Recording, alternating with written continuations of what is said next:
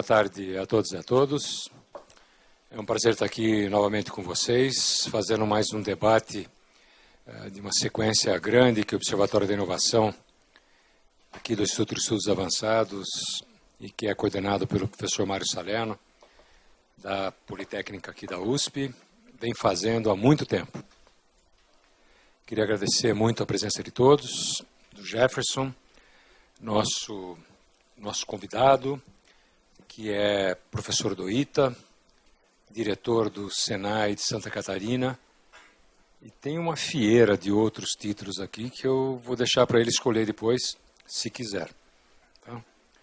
Mas o Jefferson trabalha muito essas questões ligadas à manufatura avançada, está fazendo um trabalho bastante relevante para várias instituições federais nesse momento, que eu imagino e espero que ele apresente, sobre manufatura avançada, está ouvindo empresas, está ouvindo membros do governo, de instituições públicas e privadas que têm algum trabalho relevante na área.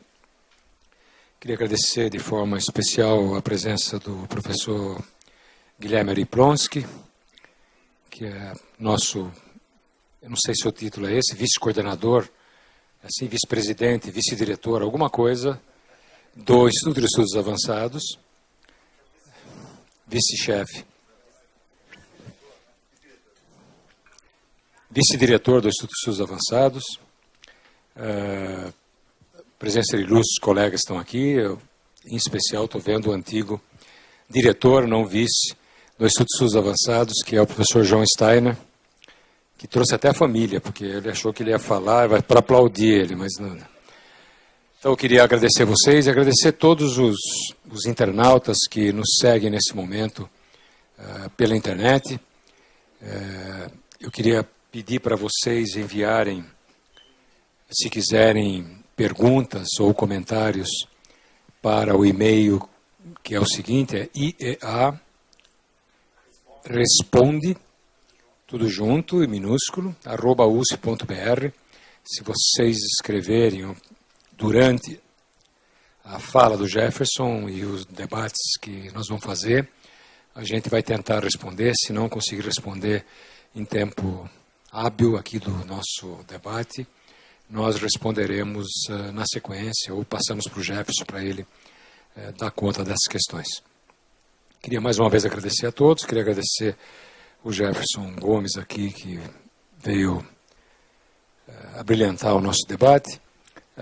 Queria só falar uma coisinha antes para vocês. O debate é especialmente valioso, não só para a comunidade que trabalha com manufatura avançada ou inteligência artificial, estou vendo professores aqui que mexem com isso, mas também para um dos projetos bastante grandes que estão sendo desenvolvidos nesse momento, que é um projeto que está sendo feito para o Ministério MIDIC, o Ministério do Desenvolvimento, Indústria e Comércio, e para a BDI, sobre manufatura avançada, que pretende oferecer ao governo brasileiro algumas diretrizes, algumas bases para o governo desenvolver políticas e estratégias ligadas à manufatura avançada. Um dos temas que certamente vai aparecer aqui na nossa discussão é exatamente, vamos dizer assim, um relativo despreparo que nós temos, não somente do ponto de vista industrial e da fabricação, da manufatura, mas também do ponto de vista institucional, legal, regulatório.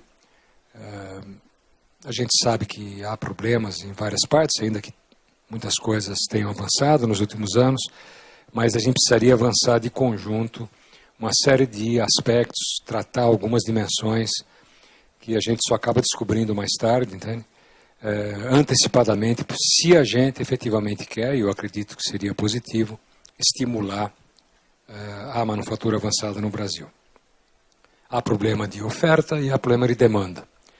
E a gente vai conversar um pouquinho sobre isso aqui com o Jefferson, que eu agradeço mais uma vez a presença. Muito obrigado, Jefferson. Eu acho que esse funciona. Bom, antes de tudo, professor Glauco, muito obrigado. Em nome do professor Steiner. Eu gostaria de saudar todos os professores aqui dessa universidade. É um orgulho estar aqui nessa universidade que vocês fizeram. Tá? Muito obrigado pela oportunidade. Acho que em nome do ITA eu posso falar que essa é a nossa referência. Bom, professor Glauco, o que eu vou apresentar hoje para vocês é uma discussão que a gente vem tendo com vários setores desse país, interessados nessa temática. Particularmente, eu não vou falar sobre parque de diversão de engenheiro não, tá? Eu não vou ficar, apesar de ser engenheiro e ser da área, especificamente na área de mecatrônica, isso é uma tentação para engenheiro, né? A área de indústria avançada. Mas, particularmente, esse é o menor dos desafios. Então, dentro desse escopo que eu vou apresentar para vocês, é uma conversa que a gente vem tendo, já começamos em três regiões, a gente ainda falta São Paulo, toda a região sul, são vários encontros que acontecem, em que esses encontros têm o objetivo de escutar aproximadamente 700 pessoas, de vários segmentos. De onde veio o número 700? Não tem nada estatisticamente explicando a respeito disso. Mas, basicamente, o objeto é escutar quais são os desafios emergentes para essa área específica. Desse mundo todo, a gente conseguiu regimentar aproximadamente 40% de empresas até agora.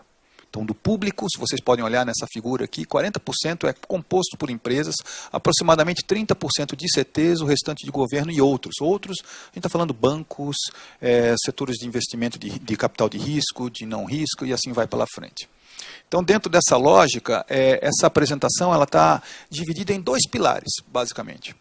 Um pilar, eu acho que é importante, porque um pilar é falar sobre quais são os conceitos relativos a essa indústria 4.0, que o alemão chama de 4.0, que o americano chama de indústria avançada, que, enfim, que o chinês chama do mesmo jeito, mas o que seria avançado para a gente, o que seria avançado para outro, por que tem essa temática?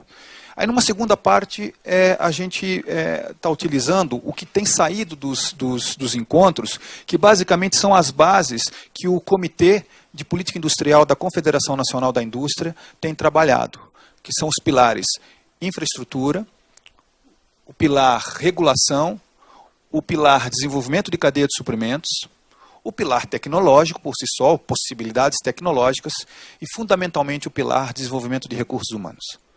Então, é sobre isso que eu vou falar um pouco com vocês, né? O que é interessante, eu gosto sempre de mostrar nessa figura que vem agora, que ela retrata bem o impacto industrial na nossa sociedade. Se você considerar que nossa sociedade, que a humanidade tem 60 mil anos de história, há 25 mil anos aproximadamente ela tirou Neandertal da face da Terra. Há aproximadamente 11 mil anos ela conseguiu dominar o cavalo e o boi. Há 8 mil anos, 9 mil anos aproximadamente, conseguiu domesticar o cachorro. Depois, 7 mil anos aproximadamente atrás, a gente conseguiu desenvolver a questão da escrita. Há simplórios 2.600 anos, a gente conseguiu três caras depois, 2.600 anos somente atrás, três caras fizeram toda a diferença, que foi Buda, Confúcio na parte religiosa e depois Sócrates, que surgiram todos os três na mesma época, mudando toda a lógica de pensamento humano. Dentro dessa mesma processo de 2.600 anos para cá, até 2.400 anos, por tudo que tem acontecido nas cidades, por tudo que tenha sido desenvolvido, se vocês olharem nesse gráfico, até 200 anos atrás, a nossa população era de aproximadamente 600 milhões de habitantes. O que acontece em 200 anos para cá é um vertiginoso crescimento populacional, que, se você comparar, obviamente o desenvolvimento industrial teve um fator preponderante, principalmente no desenvolvimento de lógicas de qualidade, aumento de qualidade de vida, desenvolvimento de medicações e assim vai lá pela frente. Mas o que é interessante dizer é que, basicamente, a Revolução Industrial ela é dividida em questões que são extremamente simplórias para o nosso entendimento. E daí a gente vai perceber que a Revolução Industrial, para quem olhar num espectro maior, se a gente está falando de 60 mil anos e a gente está falando de 200 anos, não é nada. A gente vai ver lá para frente que isso não vai ser uma situação muito simples de se entender. Essa Revolução Industrial ela começa com um pedaço que é desenvolvimento de substituição motriz. Depois de algum tempo, a substituição simplesmente da força motriz mecânica para o surgimento da elétrica, dentro do ambiente, aproximadamente 70, 80 anos atrás. De 50 anos para trás, a gente tem o desenvolvimento da eletrônica, 30 anos de desenvolvimento de TI, e agora, nos últimos simplórios 10 anos, o que a gente observa é uma profunda incremento de mecânica, com elétrica, com eletrônica, para a inteligência artificial dentro desse ambiente. E é muito simples de notar, só que é muito simples de perceber os resultados, mas muito difícil de notar no dia a dia. Que todos os nossos dias nós estamos utilizando hoje, numa facilidade danada, sistemas extremamente inteligentes que são os nossos smartphones. Dentro dessa possibilidade, quais são os impactos que esse tipo de indústria, com essas facilidades, podem ter no nosso dia a dia? Então, para a gente tentar simplificar e entender a questão da indústria avançada, a gente divide tudo aquilo, todo aquele complementar de motriz, elétrica, eletrônica e sistemas de inteligência artificial, dentro de máquinas, dentro de processos, entre máquinas, entre plantas, entre fábricas e entre fábricas e o consumidor. Então, quando a gente fala entre fábricas e o consumidor, a indústria avançada ela para de ser o quê e ela começa a ser como. Então, o quê é a sociedade.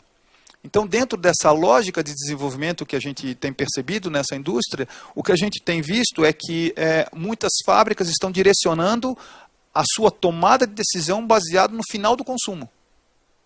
Você pode embarcar tecnologicamente vários produtos e ao final do consumo você ter a possibilidade de empurrar produções, puxar produções. E assim, várias técnicas, várias estratégias têm sido feitas em distintos lugares. Na Alemanha, o que é engraçado é que na Alemanha a situação começou um pouco distinta, porque eles foram invadidos. Algumas fábricas famosas alemãs foram invadidas, hackeadas, e tiveram grandes problemas dentro do chão de fábrica, e nesse momento procuraram o governo para algum auxílio na área de segurança cibernética. O que a gente consegue observar logo depois disso é que esse desenvolvimento em segurança cibernética surgiu como uma oportunidade. Hoje os alemães são os maiores fornecedores de técnicas avançadas para a indústria 4.0. Eles lançam a indústria 4.0 como uma marca, um branding total alemão para mostrar que eles têm produtos a serem desenvolvidos nessa área. Nessa mesma concepção, surge então uma oportunidade de desenvolvimento de produtos. O que a gente tem visto é uma congregação de várias tecnologias distintas que podem ser aplicadas no chão de fábrica. Isso posto, gente, faz com que a gente tente analisar isso que o professor Glauco tem feito, né, professor? Analisando várias estratégias de distintos lugares, e isso está tudo aberto na internet, e a gente consegue pegar várias informações e verificar quais são as estratégias de cada país. Então, dentro desse contexto, qual é a nossa estratégia? A nossa estratégia é a mesma germânica? A nossa estratégia é a mesma americana? São os nossos mesmos princípios? Então, dentro dessa lógica, fica fácil a gente verificar e começar uma discussão. E é sobre isso que eu tenho trabalhado, que é um pedido da Confederação Nacional da Indústria, juntamente com o Ministério da Indústria e Comércio, que eu acho que esse projeto vai ficar em paralelo com o projeto, vai juntar depois com o projeto do professor Glauco, os relatórios que vão ser entregues, juntamente com o Ministério das Comunicações, Ministério de Ciência e Tecnologia, Ministério do Trabalho e assim vai, para tentar verificar como é que essa seara de stakeholders ligados a esse assunto pode culminar em alguma coisa interessante, alguma oportunidade aqui para o nosso país. Bom, isso posto, entendido o que a gente está falando de indústria avançada ou indústria 4.0, ou qualquer jeito que vocês queiram chamar esse tipo de indústria, avançada eu não gosto, porque avançado é agora e amanhã não é mais. Mas esse logo, manufatura avançada, não foi inventado por mim, é inventado já pela sociedade. Mas, enfim, dentro dessa lógica, o que a gente chega à conclusão? Que se a gente começar a olhar, isso aqui são resultados do Fórum de Davos, que foi agora no começo do ano, o relatório saiu agora no começo do ano, os principais direcionadores tecnológicos que param a indústria moderna, isso aqui não é dito por mim, dito por eles, a gente pode ver que numa primeira seara são todos aqueles que estão aparentes no nosso dia a dia, internet móvel, Big Data e assim vai pela frente, mas a gente começa a observar lá embaixo, vindo lá num outro pedacinho lá embaixo do gráfico, a gente começa a observar também a aplicação disso em equipamentos fabris. Se a gente fosse pegar todas essas informações e começasse a colocar dentro de uma lógica tecnológica, pensando nos efeitos tecnológicos, a gente dividiria isso aqui em basicamente 5 pilares. Um pilar é digitalização. Digitalização é o seguinte, é você desenvolver coisas em ambientes computacionais e no momento que você desenvolve, isso já interage com os relativos físicos, são os sistemas Cyber físicos. Então, por exemplo, se você tem uma operação sendo feita numa máquina e essa peça ela sai de uma determinada tolerância, essa informação essas informações começam a entrar diretamente no sistema de controle, sem a intervenção humana. Então, desenvolvimento, isso é só um exemplo. A gente vai conversar ali mais outras aplicações. Mas isso tudo dentro de um ambiente de inteligência artificial, tomando decisões multicritérios, não decisões complexas, porque a gente está acostumado a botar a máquina para decisão complexa, ou seja, ela só depende dela mesmo para tomar a decisão. A gente desenvolve algoritmos para isso. Mas decisões complexas são decisões que não necessariamente são decisões diretamente tomadas por um fator. São multicritérios que vão fazer essa decisão ser tomada. A parte de sensoriamento e robótica colaborativa e desenvolvimento de novos tipos de máquinas. Isso tudo aplicado, portanto, nesses ambientes fabris. Bom, isso posto, analisando essa questão tecnológica, a gente tem que basicamente, o efeito é muito mais sensível do que... É muito mais, como posso dizer assim? O efeito é muito mais tácito do que implícito nesse caso. O que a gente percebe é que cada dia que passa, nós temos acessos às informações tecnológicas, nós temos acesso às tecnologias especificamente, sem perceber o quanto fácil está. Em termos práticos, isso é explicado pela lei de Moore, facilmente explicado pela lei de Moore, que não é lei, né? Que é uma prerrogativa.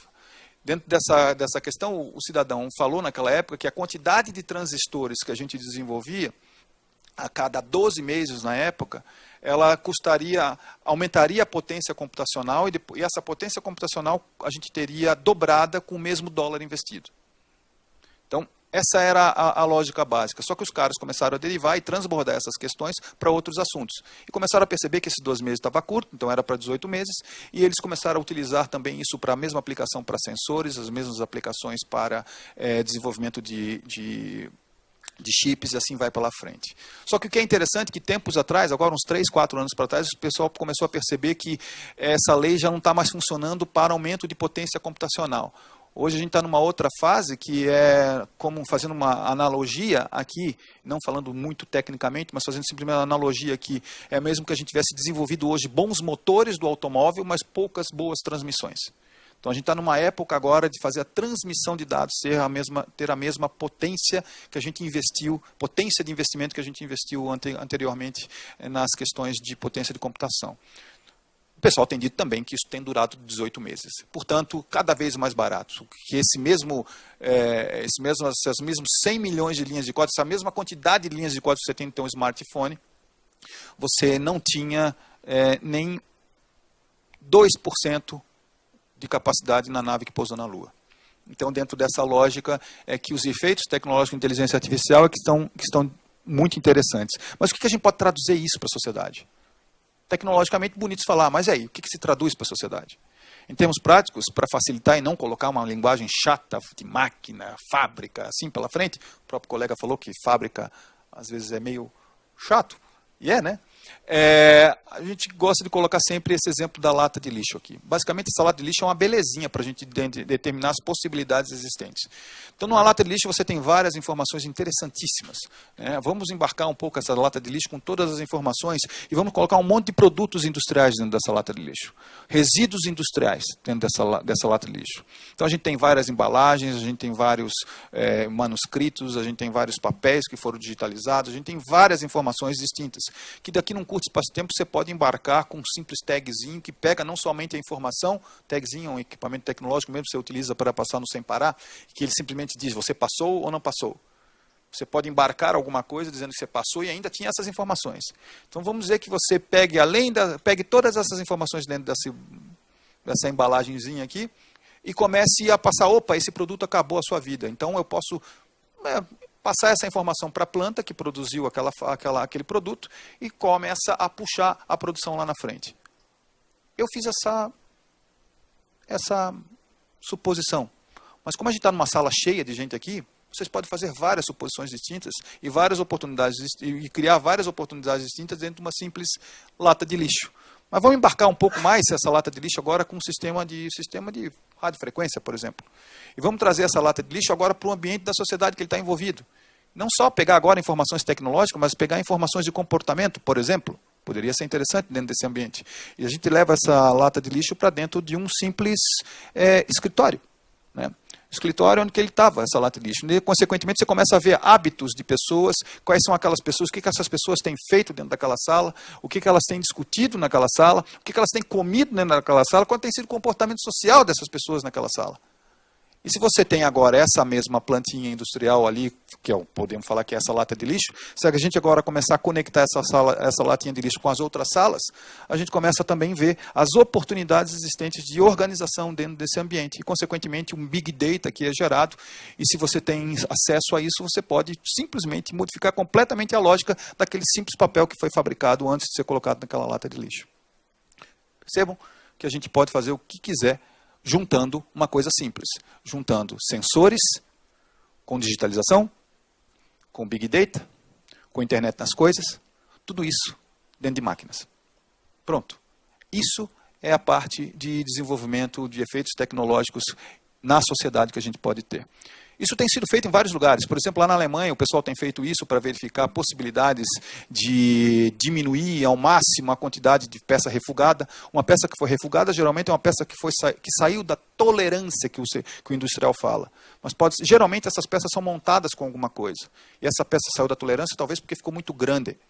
De repente, uma peça que saiu da tolerância numa outra montagem ficou muito pequena.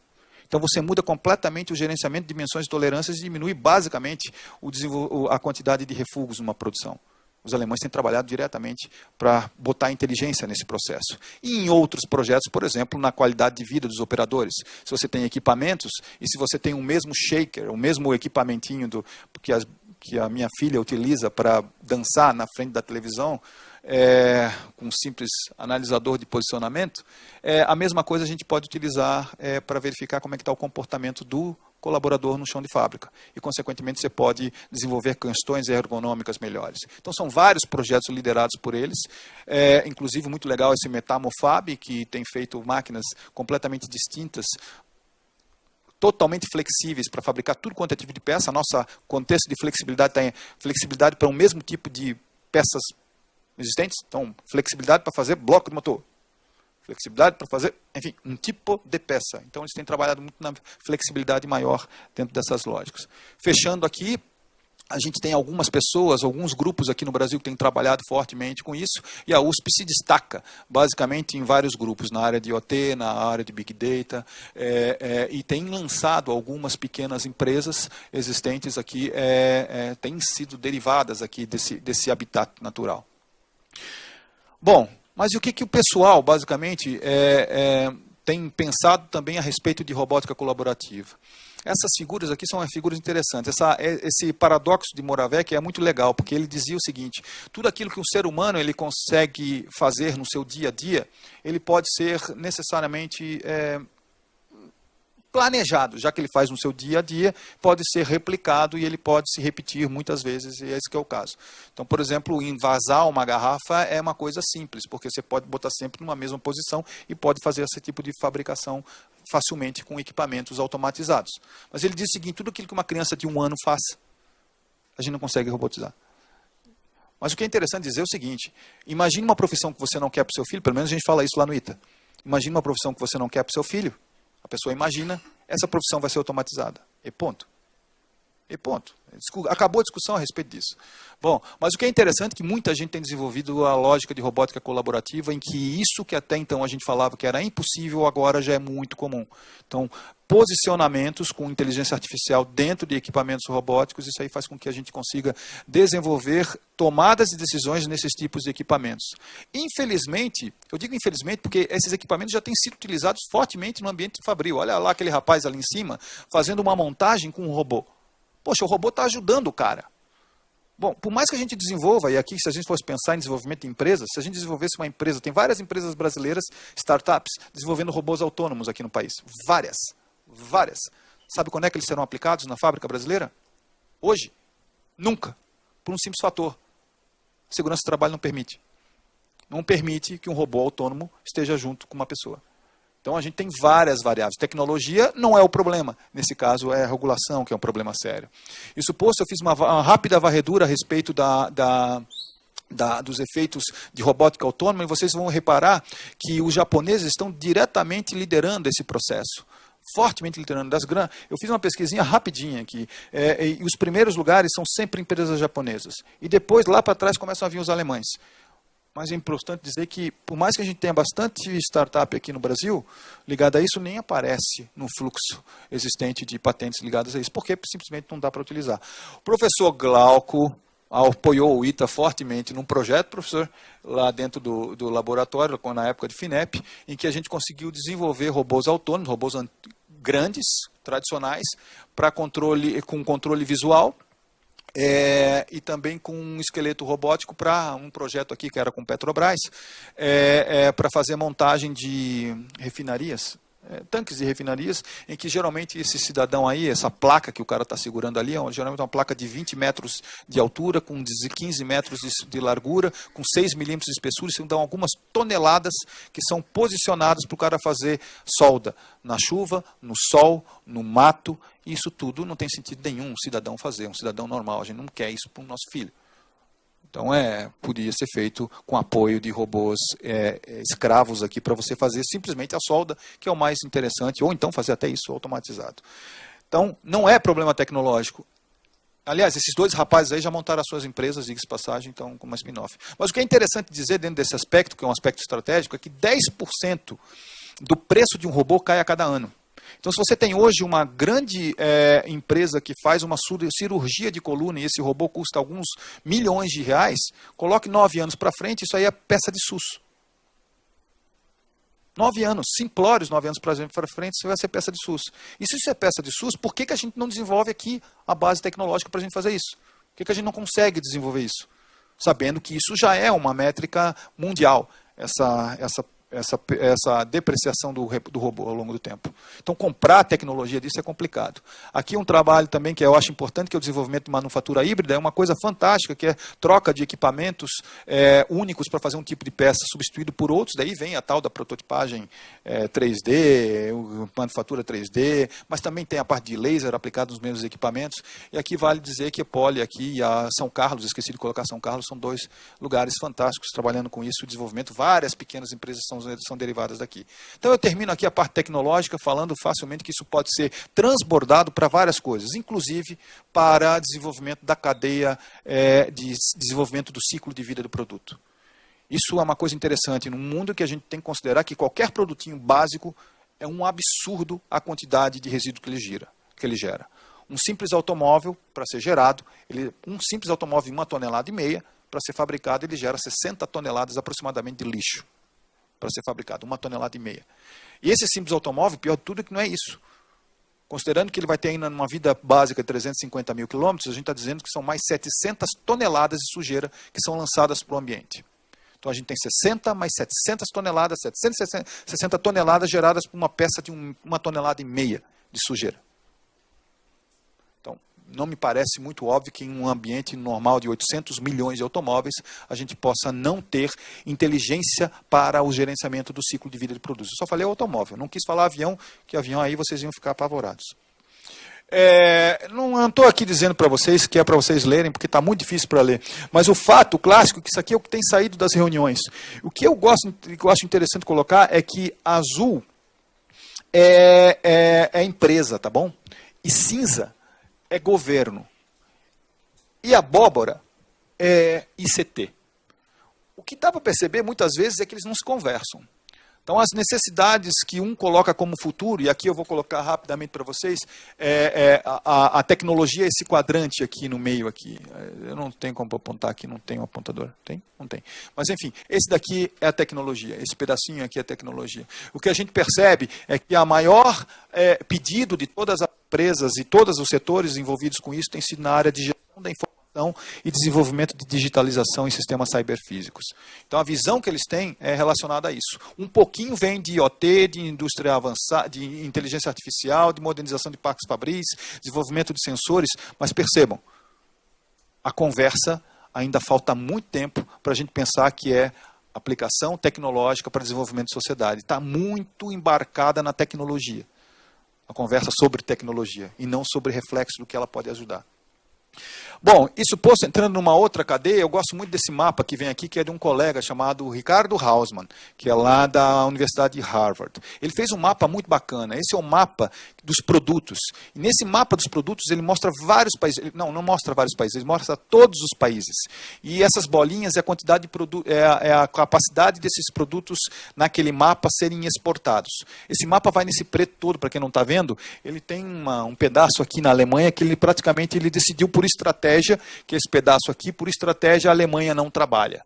Que é a área de têxtil, por exemplo, que é a área que eles resolveram não desenvolver forte. A área do meio, azul ali, que vocês estão vendo, são máquinas. Então os alemães são fortes em máquinas. Se você vai ver o mapa de Israel, vocês vão ver lá no cantão à esquerda, lá em cima, vocês vão ver Israel todo pintadinho ali em cima, que é a parte de eletrônica. Bom, o que ele diz aí? Nesse mapa, ele chama de floresta de produtos, ele diz o seguinte: cada bolinha dessa é uma família de produtos. Ali no meio, mais ou menos, tem uma bolinha azul claro, que é grande, que é automóvel. Uma bolinha azul claro, pequenininha, é avião, só para vocês terem uma ideia. Ele diz o seguinte: para cada família de produtos, cada bolinha daquelas, ele chama de árvore. Então, usando técnicas de cálculo de redes, lógicas de redes, ele chegou à seguinte conclusão: vamos fazer a interdependência de cada família com os outros. E ele disse o seguinte: cada empresa que está dentro daquela árvore é um macaco. Ele faz essa analogia, macaco. E é fantástico isso, porque ele diz o seguinte: macaco não voa. E se macaco não voa, esse cidadão que consegue fabricar avião, ele vai conseguir no máximo pular da árvore que está no lado, professor Glauco. Só que ele não consegue pular lá para o cantão lá que está o eletrônico. O que a gente pode ver nesse mapa alemão é que os complementares, os stakeholders estão muito próximos. Esse é o mapa do Brasil. Bom, o mapa do Brasil dá para perceber que esses produtos estratégicos, eles não estão conectados entre si. Então, se a gente está falando de desenvolvimento da cadeia de suprimentos, é quase que emergencial. Não é uma questão de achar bacana o desenvolvimento de cadeia de suprimentos. A gente não vai em nenhum lugar se a gente não desenvolve, porque nossos setores que são fortes foram criados por outras lógicas. O setor aeronáutico, vocês aqui sabem muito bem por que ele foi criado, como é que ele foi criado, e basicamente ele tem um profundo detalhamento de desenvolvimento, que é a questão do desenvolvimento da cadeia de suprimentos. O que é interessante é que a cadeia automotiva ela é muito bem desenvolvida, mas ela é composta pelos 5 tiers da cadeia, composta por multinacionais.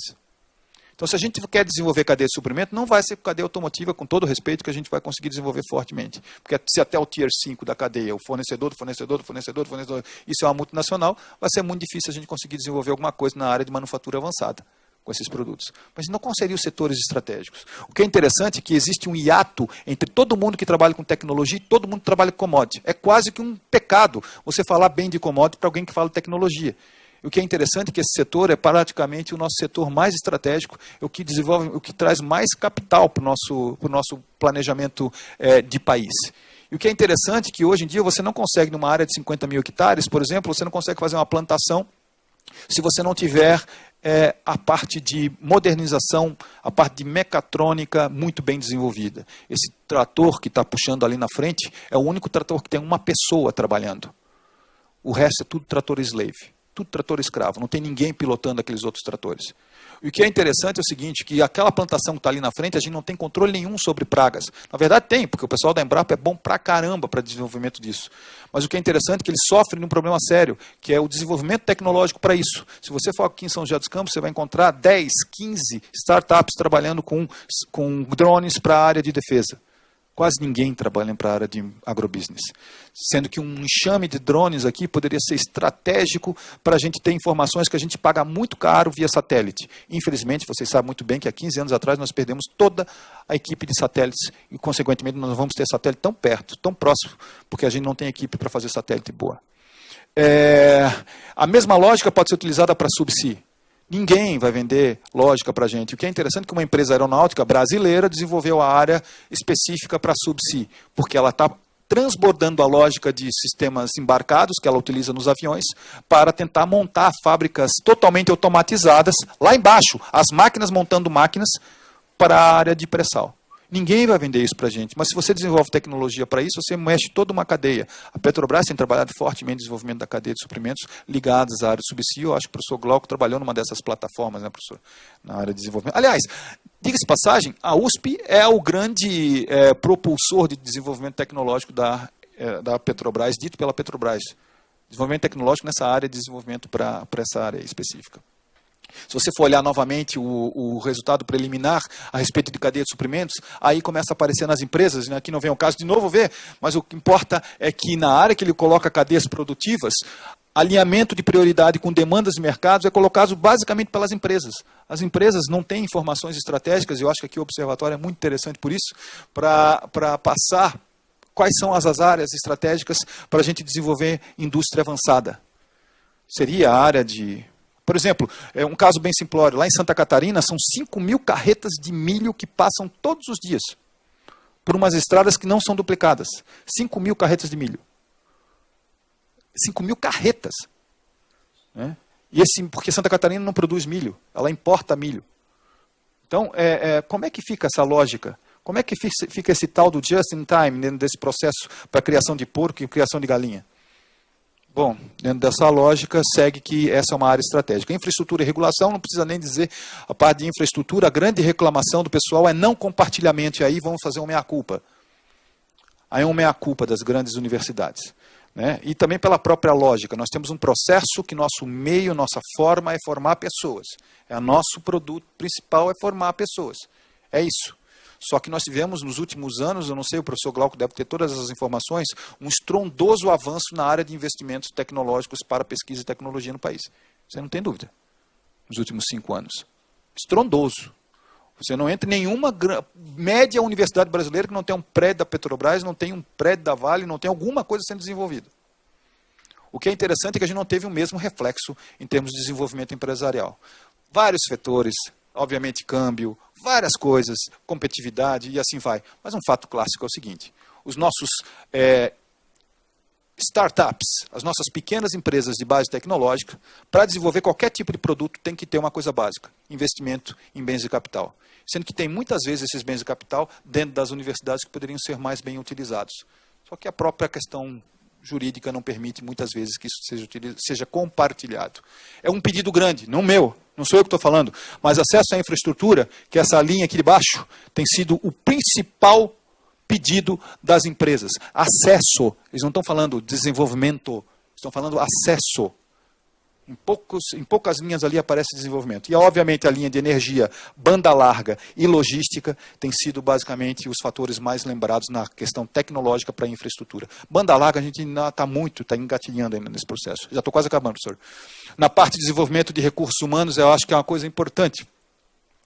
Professor, aqui dentro dessa lógica de recursos humanos, eu acho que tem uma discussão a ser colocada. Nesse fórum de Davos, que foi apresentado agora na metade de janeiro de 2016, o que mais apareceu foi mudança da natureza do trabalho. Trabalho flexível. Da formação de recursos humanos. O que é interessante que eu, o senhor, todos nós aqui, eu acredito que estamos aqui, fomos alguma forma de orgulho para os nossos pais.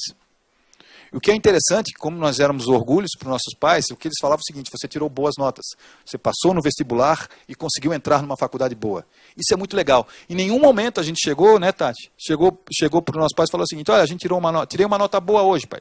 Como você tirou? Eu conversei com um amigo meu durante a prova e a gente fez essa prova junto com todo mundo. O professor não viu, mas a gente fez. Ficou compartilhada de uma maneira boa, ficou uma nota tão fantástica. Todo mundo tirou 8 e pouco. Mas o que você sabia? Eu sabia um pedacinho da prova. Bom, isso era feio, né? Dentro do nosso... eu aceito.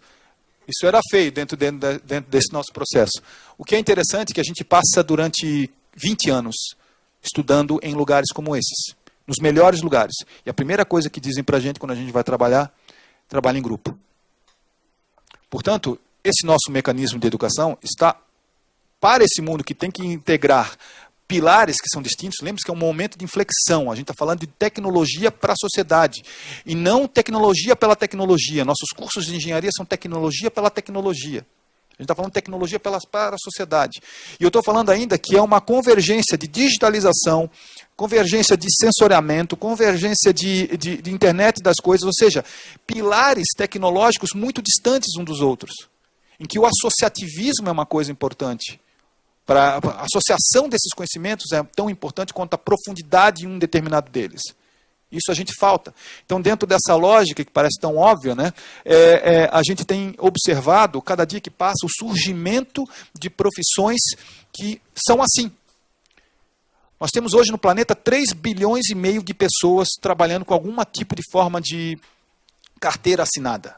Aqui no Brasil nós temos a CLT. Em outros lugares nós temos outros tipos de contrato. De quase 8 bilhões de habitantes, desses restantes 3,5 bilhões, 4 bilhões, alguns são aposentados, outros são muito jovens, nem estudam nem trabalham. Aqui no Brasil são 27 milhões de pessoas que nem estudam e nem trabalham. Tá? Mas assim, no planeta todo isso é bem comum também. Mas o que é interessante é o seguinte, grande parte desses 3,5 bilhões está em trabalhos informais, então também estão em uma forma de trabalho. Mas o que é interessante dizer é o seguinte, desses 3,5 bilhões de pessoas, 1 bilhão, eu repito, 1 bilhão, eu queria que vocês guardassem, 1 bilhão, estão em profissões, 30% dessas profissões, são 30%, estão em profissões que não existiam há 5 anos atrás. Não existiam 5 anos atrás. E o pior de tudo, daqui a 8 anos, pelo mesmo fórum da Davos, 65% das profissões não existem ainda. Portanto, a gente está no hiato, porque isso é muito novo. Como a tecnologia está muito barata. Até então a gente só tinha madura a tecnologia de eletrônica, a tecnologia de mecânica. Agora tem um monte de coisa madura. E está dando várias oportunidades de associativismo. Então, consequentemente, que tipo de profissional a gente está formando? A gente já perdeu, está 5 anos para trás. E para frente a gente não sabe. Então, dentro dessa lógica, só no setor metal mecânico, a expectativa do Fórum da Davos é assim, metal mecânico, a expectativa é que a gente vai perder 7 milhões de postos de trabalho em 6 anos. Desses 7 milhões de trabalhos que a gente vai ter, que a gente está perdendo, 2 milhões vão ser criados. Então, a gente tem um déficit de 5 milhões. Desses 2 milhões de postos de trabalho, são quase que uberizados, de Uber. Portanto, a lógica, além de ser empregos novos, a lógica empregado-empregador muda. E a gente não pode dar as costas para isso. Fala assim, vamos discutir a CLT e pronto. Isso é bobagem. É assim, é a realidade. Inimigo meu, deitado junto comigo. É isso mesmo. É assim que vai ser. Não tem como discutir, não tem como reclamar. Então, que tipo de profissional a gente está formando? Que capacidade cognitiva e capacidade de entendimento de derrota a gente está dando para os nossos alunos? E capacidade de entendimento de vitória a gente está provocando com eles? Aí a gente entra numa discussão um pouco mais filosófica, porque dentro dessa lógica, o que a gente percebe é que a nossa educação baseada em forte observação, ou seja, de que me adianta viver na cidade? Não, mas de que me adianta, basicamente, eu entender o que é uma equação, uma polinomial de 7º grau, entender a diferença entre ela e uma spline, se na hora de projetar um eixo, eu utilizo as mesmas equações de 1º grau, utilizo as mesmas sobreposições, os mesmos sobredimensionamentos, e eu não olho um momento para a rua e vejo que nenhuma árvore existente na face da Terra não tem uma equação de 1º grau, não tem uma equação circular existente para isso. São todas equações complexas. Só que a gente ensina primeiro a observação específica da matemática, mas não associa. Então a gente tem um problema sério. Se a gente está com uma indústria com essas características, a gente tem que mudar basicamente a forma do capital humano que a gente está formando isso. E o que é interessante dizer é que nesse mesmo fórum da Davos ele fala o seguinte, isso aqui, tecnologia é 30% da parada. 70% são outros skills. E lá no meu estado que eu estou trabalhando, são 820 mil trabalhadores na indústria. Desses 820 mil trabalhadores, daqui a 5 anos, 50% deles têm mais 45 anos. Então a gente está falando duas coisas distintas. Primeiro é formar a pessoa nova, com essas multifacetas. E o segundo, formar as pessoas novas de 45 anos, que estão envelhecidas naquele processo industrial. E eles têm que ser formados de uma maneira diferente. E esse aí não vai voltar para ser reformado com simplórios 50 minutos de hora-aula, sentando numa sala de aula com um menino de 16 anos de idade. Ele não vai fazer isso, tem vergonha. Então, como é que a gente forma essa nova leva de pessoas com 45 anos que estão entrando numa segunda vida? Então, o nosso papel como formação, ele muda bastante dentro dessa lógica. Para isso, a gente também diz que formar redes, e aí, para isso, não dá para trabalhar sozinho, e vocês aqui na USP são bons em formar redes. Uma prova clássica é isso aqui que a gente está tendo aqui agora, e experimentação extrema. Dentro dessa experimentação extrema, o que todo mundo fala, e essa aqui é a parte de recursos humanos, não precisa dizer que essa operação toda aqui vai em aprendizagem baseadas em problemas. Dito pelas empresas, não por mim. Ou seja, eles estão fazendo bastante coisa relacionada a isso, a lançar problemas para os centros de formação, e assim vai nessa parte específica.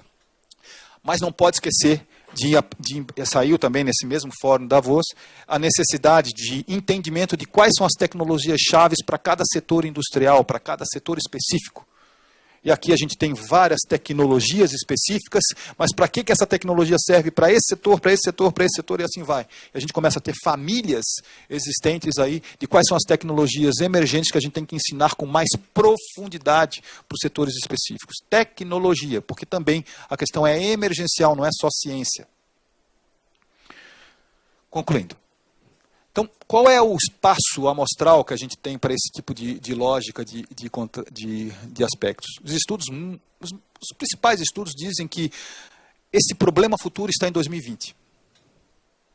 Não vou falar problema, problema é tão chato. Vou falar desafio. Esse desafio futuro está em 2020. A gente não está falando de nada que está acabando agora.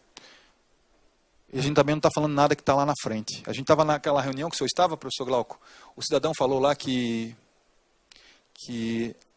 isso era muito lá no futuro, né? Na apresentação dele. Eu não quis falar ali na frente dele, mas é aqui, daqui a 4 anos.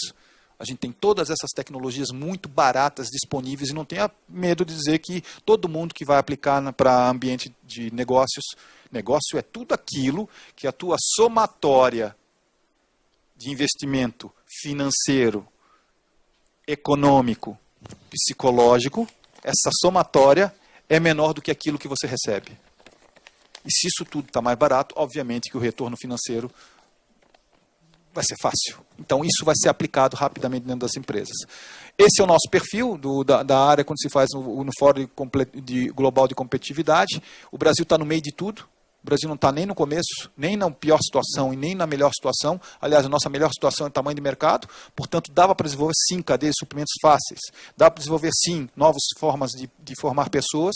Então, a gente tem uma grande oportunidade relacionada a isso. Se a gente já tentar que certas regulações são criteriosas para a gente, são extremamente fortes para a gente. E, no final das contas, dentro dos fóruns, o que a gente tem percebido é que a maior intensidade de projetos por tema, relacionados a isso entre empresas, governo e ICTs, tem sido ligados à gestão da informação, a desenvolvimento de legislação, a área de desenvolvimento de competência tecnológica, a área de acesso à infraestrutura, são os projetos-chave que esse pessoal tem trabalhado e tem proposto dentro desses encontros. Eu espero que até julho eu vou ter um perfil bem colocadinho a respeito da opinião de 700 pessoas que trabalham nesse segmento.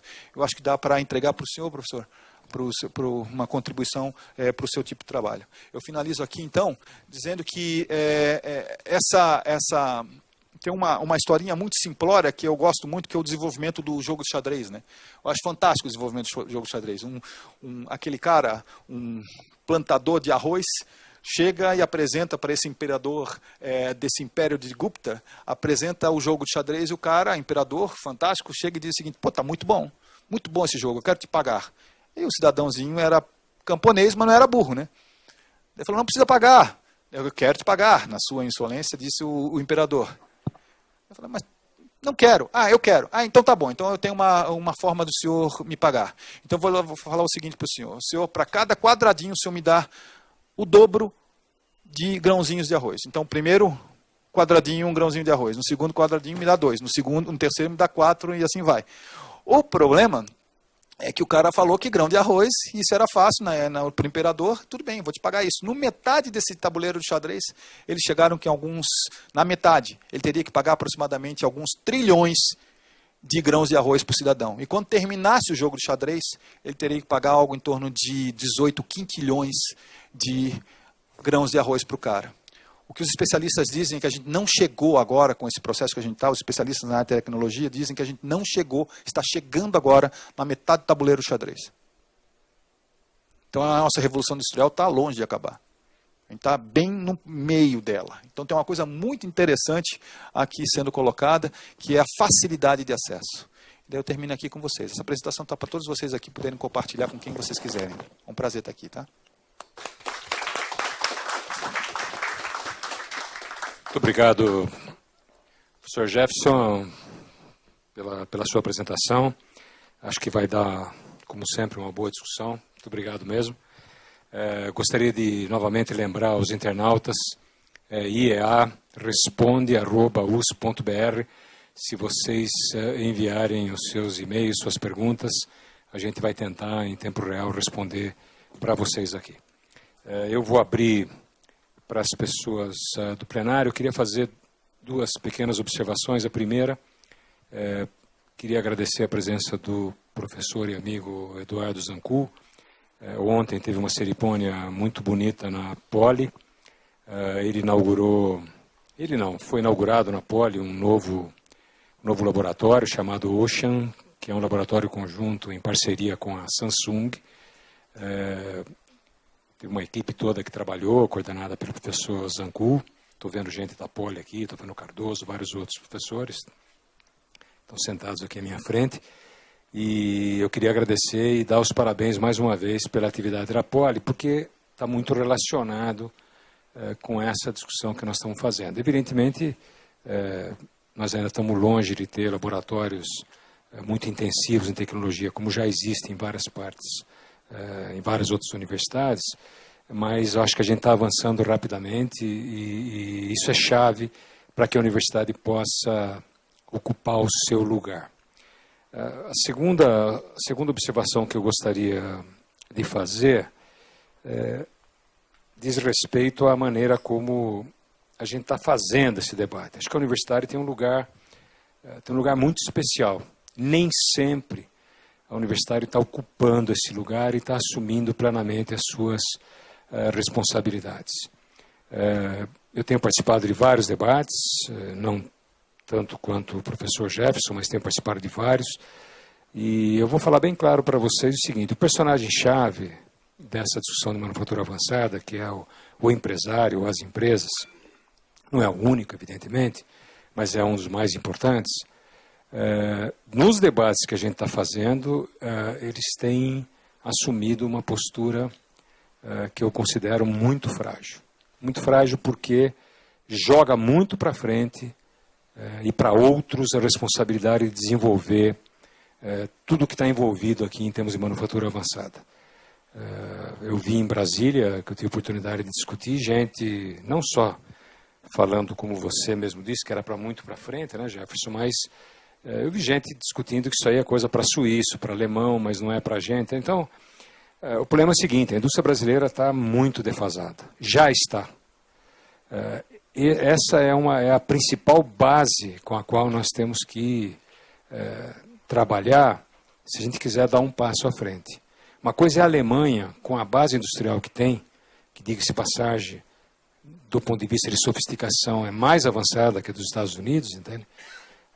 Essa base alemã está dando uma chance muito grande para que a Alemanha rapidamente mude de patamar.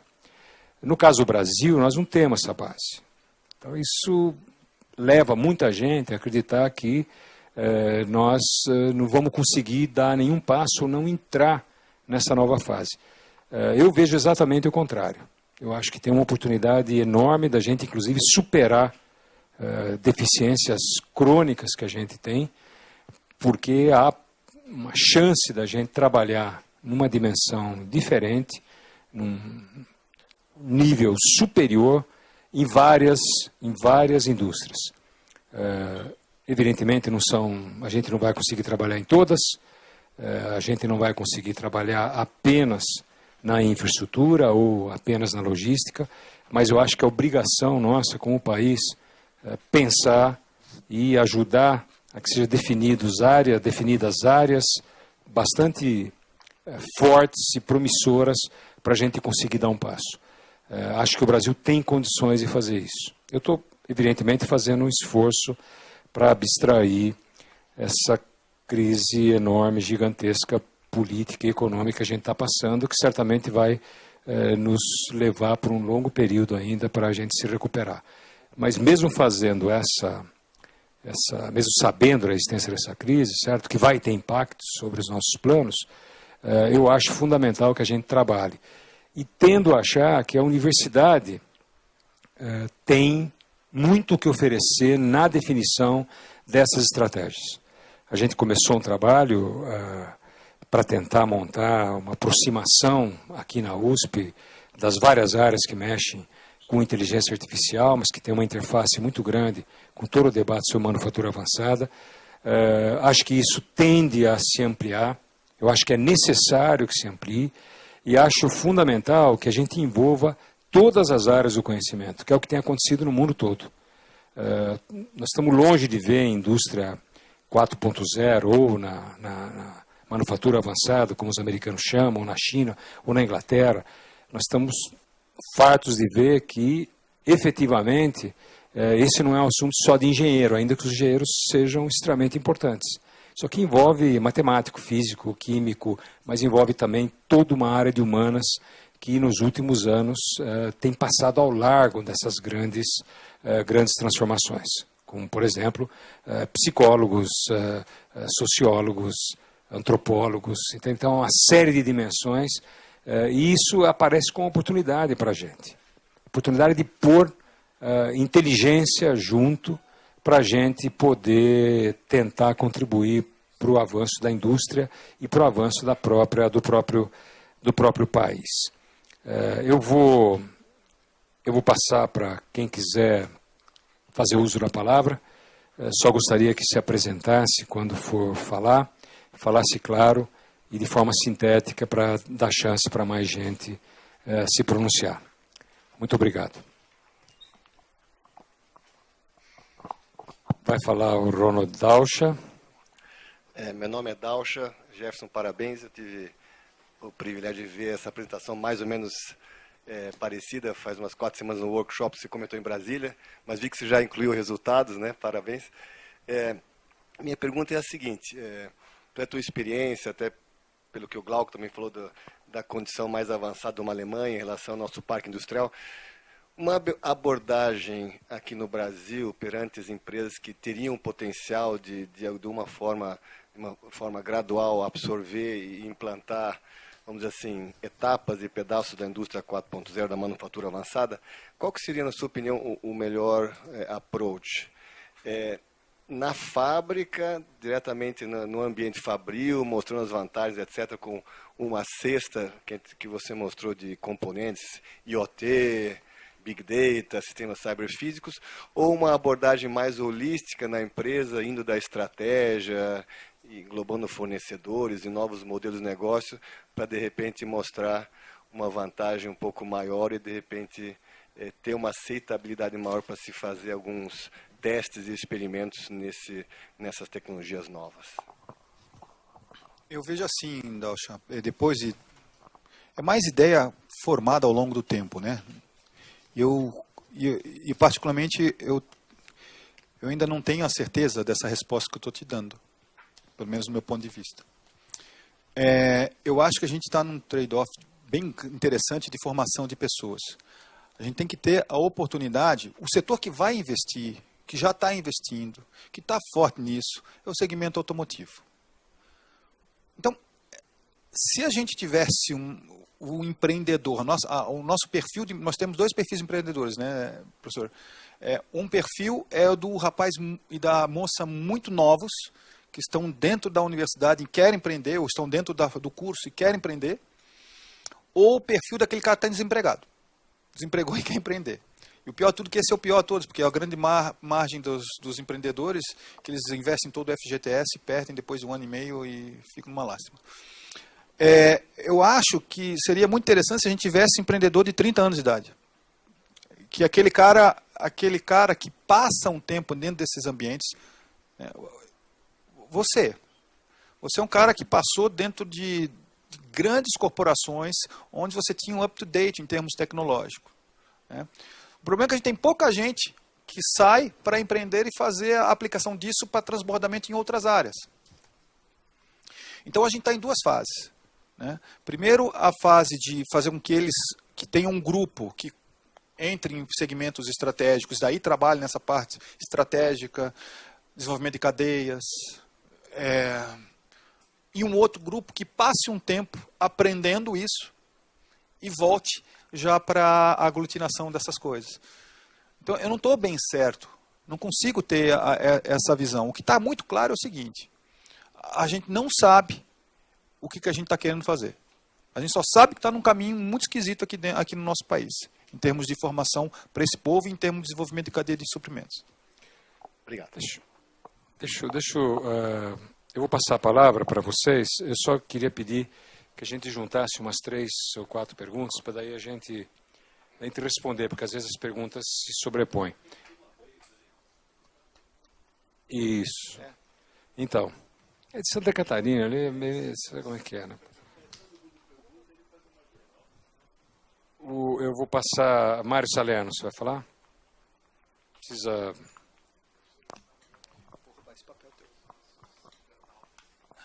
Sim, senhor, pode usar. Bom, boa tarde, sou Mário Sérgio Salerno, aqui da Poli, aqui do Observatório.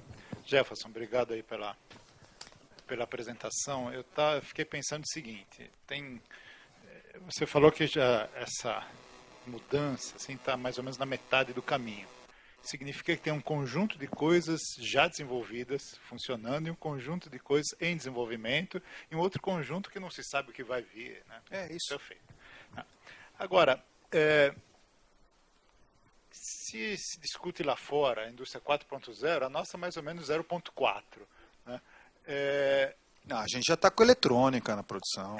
Mas a gente não desenvolve muito. Não, certo? desenvolver nada. Então, pensando do ponto de vista de ter um desenvolvimento e não só ser usuário, né, o que você acha que a gente tem hoje, que dado que estamos mais ou menos no meio do horizonte, e que com um pouco de esforço, e aí esforço pode ser financiamento público, editais, articulação com a indústria, enfim, os vários mecanismos tradicionais aí de desenvolvimento tecnológico, que áreas você acha que a gente tem chance para investir e ter algum sucesso? Eu não acho. Eu olho a balança comercial. Onde é que está entrando mais dinheiro? Bota a tecnologia ali, você vai ganhar. Não, ok, mas aí você falou um setor que vai usar. Mas o ponto Não, é desenvolver. O agro desenvolvendo? Poxa, ou alguém desenvolvendo para o agro? Desenvolvendo para o agro. Desenvolvendo para o agro. O que a gente tem de oportunidade de desenvolvimento para esse setor, o agro, o alimentar. E o que a gente já tem aqui que dá para aproveitar? Entendeu? Um monte de coisa para transbordar. O professor trabalha na área de empreendedorismo, né, professor? Sabe que o grande desafio para o pessoal que vai empreender não está em saber tecnologia. Mesmo porque, como falado, além disso tudo que a gente falou das combinações tecnológicas, além disso é barata. A combinação é barata. Tá? Então o problema não está em saber tecnologias. O problema está em entender demanda, mas em Big Data mesmo. Entender demanda mesmo. Entender competidores. Onde a gente tem menos competidores? Dentro da nossa balança. Onde é que a gente tem mais demanda dentro da nossa balança? Dá para fazer uma junção não muito complexa. Só que a gente não vai. Não existe mecanismos para isso. Quando você vai falar de indústria avançada, você fala de quê? Primeira coisa que o pessoal vai colocar é um carro, um avião, alguma coisa relacionada a isso. E se você vai agora na Embrapa, as principais chamadas são na área tecnológica. Na área de mecatrônica, inclusive. Desculpa, eu sei que o pessoal fica bravo, quando o pessoal de tecnologia fica bravo. Geralmente, professor, lá em Brasília foi uma loucura, porque o pessoal ficou bravo quando eu colocava assim, não, mas o agrobusiness é importante. Não, a gente tem que trabalhar na parte, assim, desdenhando praticamente o agro. Existe muita coisa tecnológica ali que o pessoal não explora, porque são características nossas. Ninguém produz alimentos nessa condição de clima, nessa condição geográfica que nós produzimos. Então é muito nosso. A mesma coisa subsídio, e assim vai. A indústria de máquinas hoje para a agricultura é basicamente multinacional. Grandes máquinas. Grandes máquinas. Grandes máquinas. Mário, não quero ser chato. O Cardoso está inscrito. Eu só queria fazer três perguntinhas dos internautas aqui. E o senhor me bloqueia também, professor. Pode bloquear para responder, porque às vezes eu divago, tá? Não fala assim, não, que eu exagero. Sabe? Olha, o Cláudio Vinha, que faz poli, ele pergunta o seguinte: o senhor acredita que com o advento da robótica e da internet das coisas, o sonho de gestão de toda a cadeia de suprimentos, como se fosse um único sistema, seria mais viável?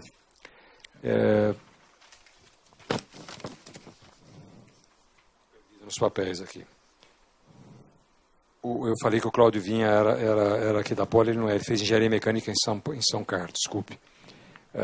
Depois estou perguntando quem está falando é Douglas Veit, que é da Unicinos. Ele diz que na pesquisa sobre manufatura avançada, as empresas estão pensando também na manufatura aditiva. Isso está incluído no seu trabalho específico que você está fazendo? E tem uma terceira pergunta, que vem lá de Brasília, exatamente da BDI, do Bruno. É o Bruno. Um abraço, Bruno. Conhece? Uhum. O Bruno Jorge. Ele pergunta se o Brasil for implementar uma política para desenvolvimento de manufatura avançada, quais seriam os passos? Difundir conceito, estabelecer regulação, capacitar pessoas, estabelecer cooperação tecnológica com países, instituições, empresas, líderes do processo. Eu gostaria que você respondesse essas perguntas para dar uma satisfação para os internautas, depois eu retomo aqui com o nosso pessoal que está sentado à minha frente, com o Cardoso. Eu vou começar pela parte organizacional, que eu acho que é mais simples. É uma resposta complexa, mas mais simples de responder. Bom, passo a gente imagina que é 1, 2, 3, 4, 5, né? Uma sequência, né? E como a gente colocou aqui, existem pilares, não tem passos. Eles são paralelos, né? São pilares que você tem que crescer. Se você não crescer todos os 4 pilares, a mesa vai ficar... Tudo bem que a gente tem 4, a mesa está hiperestática aí. Né? Mas se você desenvolver, pelo menos com velocidades distintas, isso vai ficar manco. Porque eles são tecnológicos, sozinho não funciona. Essa é a questão. Essa é a mania nossa de falar de tecnologia. A gente pensa que tecnologia é fim, ela é meio. Então, de nada vai adiantar a gente fazer grandes parcerias com o Fraunhofer Institute, com o MIT, com o Stanford, na área tecnológica, se a gente não desenvolve concomitante a questão de quando uma startup entra dentro de uma universidade junto com uma grande empresa num projeto de Petrobras ou um projeto, agora lá em Santa Catarina, a gente fechou um projeto com uma grande corporação, enorme, fantástico. A corporação falou o seguinte: quero que vocês desenvolvam técnicas de manufatura avançada dentro do instituto que vocês têm aí. Todo mundo bater palma. Joia, vamos desenvolver. Só que a gente quer que vocês façam isso, em vez de vocês contratarem pessoas para trabalhar no projeto, que vocês contratem startups. Então, as startups utilizam o seu site para fazer os projetos acontecerem. O jurídico não se entende. Porque estão 3 jurídicos aqui acontecendo que não conseguem fechar. Então, a gente está esperando já há 6 meses uma ideia de uma grande corporação com vários startups querendo trabalhar dentro de uma instituição que é renomada, só que a gente não consegue fechar porque a gente não tem as regras do jogo definidas para isso. Então, de nada vai adiantar grandes desenvolvimentos tecnológicos se a gente não faz isso. E assim vai. Recursos humanos, vocês estão vendo. Desculpa, mas um engenheiro mecânico sozinho não faz verão. Isso daqui tem uma baita parte da parte de humanas. Porque, no final das contas, para que isso vai? Se não tem o pessoal de humanas aqui trabalhando, eu não vou nem falar entre engenheiro mecânico e engenheiro elétrico, tá? E nem pessoal de TI. Eu estou falando o fundamental, que é a educação diferente, associativista, com vários perfis distintos. Eu tenho uma disciplina parecida com a tua lá no ITA. Eu fico feliz da vida quando aparece gente da área de saúde, quando aparece gente da área de humanas lá no ITA para participar da disciplina. Precisa ver como fica rico o desenvolvimento. Então, não dá para pensar num passo a passo tecnológico, um passo a passo de educação. Então, esse é um ponto para o Bruno. Não consigo enxergar isso, seria perda de tempo. Assim, a perda de tempo mesmo, é queimar dinheiro se trabalhar só numa área só. Agora, para o Douglas e para o Cláudio, é assim, eu não vejo sonho em robótica. Eu não vejo sonho nenhum em robótica. Eu vejo assim, eu vejo sonho para uma pessoa. Para mim, qualquer profissão que eu não quero para um ser humano, eu não quero que ele faça. Assim, a gente está numa etapa de transição. Ah, mas ele vai perder emprego. Mas espera aí, quem é que quer, quem é que sonha para o seu filho que ele seja gari? Né? É uma profissão digna, extremamente digna. Mas, puxa vida, você quer? Alguém aqui nasceu pedindo isso? Não. É uma conjectura. Então, não tem jeito. Isso um dia é que ligaria mais difícil, porque ele não está na posição. Ele não está na posição. Então é que nem a caixinha é que nem a caixinha da garrafinha antes de entrar na esteira. Então a gente consegue colocar a garrafinha. Uma vez que a garrafinha entrou dentro da esteira, a gente consegue fazer o invase, consegue trazer a garrafa, botar o invase, fechar a garrafinha, porque fica tudo numa posição definida. Só que o lixo não dá. O lixo está tudo, cada um num canto só. Então a gente não consegue botar uma máquina lá para puxar ainda. Então isso vai ser. Então, que vai melhorar a questão logística? Lógico que vai. Mas não é um sonho. É uma questão de diminuição, de melhoria de sustentabilidade. Aspectos sociais, aspectos de custeio e aspectos ambientais. Bom, então eu acho que é natural o desenvolvimento tecnológico na área de logística e ponto clássico. Agora, eu acho que existe uma celeuma muito grande em relação ao que o Douglas fala sobre manufatura aditiva. Eu lembro uma vez que o cara falou assim, ó, numa reportagem, que todo mundo ia poder imprimir o seu produto dentro de casa. Bom, eu acho fantástico, a gente trabalha lá no ITA com muitas máquinas de manufatura aditiva. Só que quem trabalha com máquina de manufatura aditiva sabe o quanto gasta de energia. É um chuveiro. É um chuveiro, gente. É um chuveiro esquentando plástico para passar lá no espaço. Um negocinho de churros. É muito legal. A gente tem desenvolvido várias máquinas bacanas. A gente consegue precisar melhor o tamanho das camadinhas. A gente sabe como é que se entrelaça melhor ou diferente. Mas a manufatura aditiva, ela é mais uma tecnologia. Por isso que eu digo que manufatura híbrida ela é importante. E não a manufatura A ou a manufatura B. A usinagem é da época eu digo sempre que usinagem é a tecnologia a base de computador para o tempo das pedras, né? Da pedra lascada. Que nada mais é do que a gente pega um pedaço de metal e começa a arrancar. Né? A gente gasta uma baita energia para fazer um blocão, para depois tirar tudo, né? E ficar uma peça final. Mas é um processo que dá o acabamento. Se a gente não tivesse usinagem, a gente não ia ter bloco de motor com 1.6 tendo 200 cavalos, porque a gente não ia ter precisão para isso. Então, todos os processos de fabricação são importantes. O que é importante é ver a integração deles. A gente está saindo de uma época de necessidade extrema de um processo. Então, manufatura aditiva é bom, sim, mas... Sim, é considerado como indústria avançada a manufatura aditiva.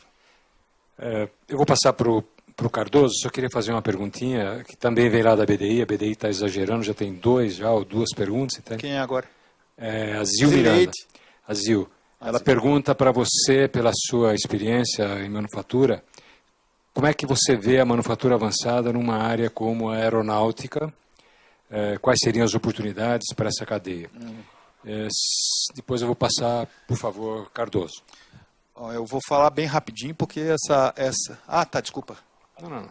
Eu pensei que era para falar logo depois. Bom, Jefferson, primeiro eu quero parabenizá-lo, não só pelo tema, que é bem atual, mas pela sua postura. Você, de fato, entusiasma aí a plateia aí, mostra que, de fato, você é alguém que está, de fato, engajado no projeto e tem amor muito grande por ele. Eu quero colocar 3 pontos importantes que para mais uma reflexão do que, de fato, uma pergunta. Isso que é importante. Primeiro é a questão da educação superior no Brasil, para que a gente possa enfrentar o desafio de superar aí os pontos que você colocou.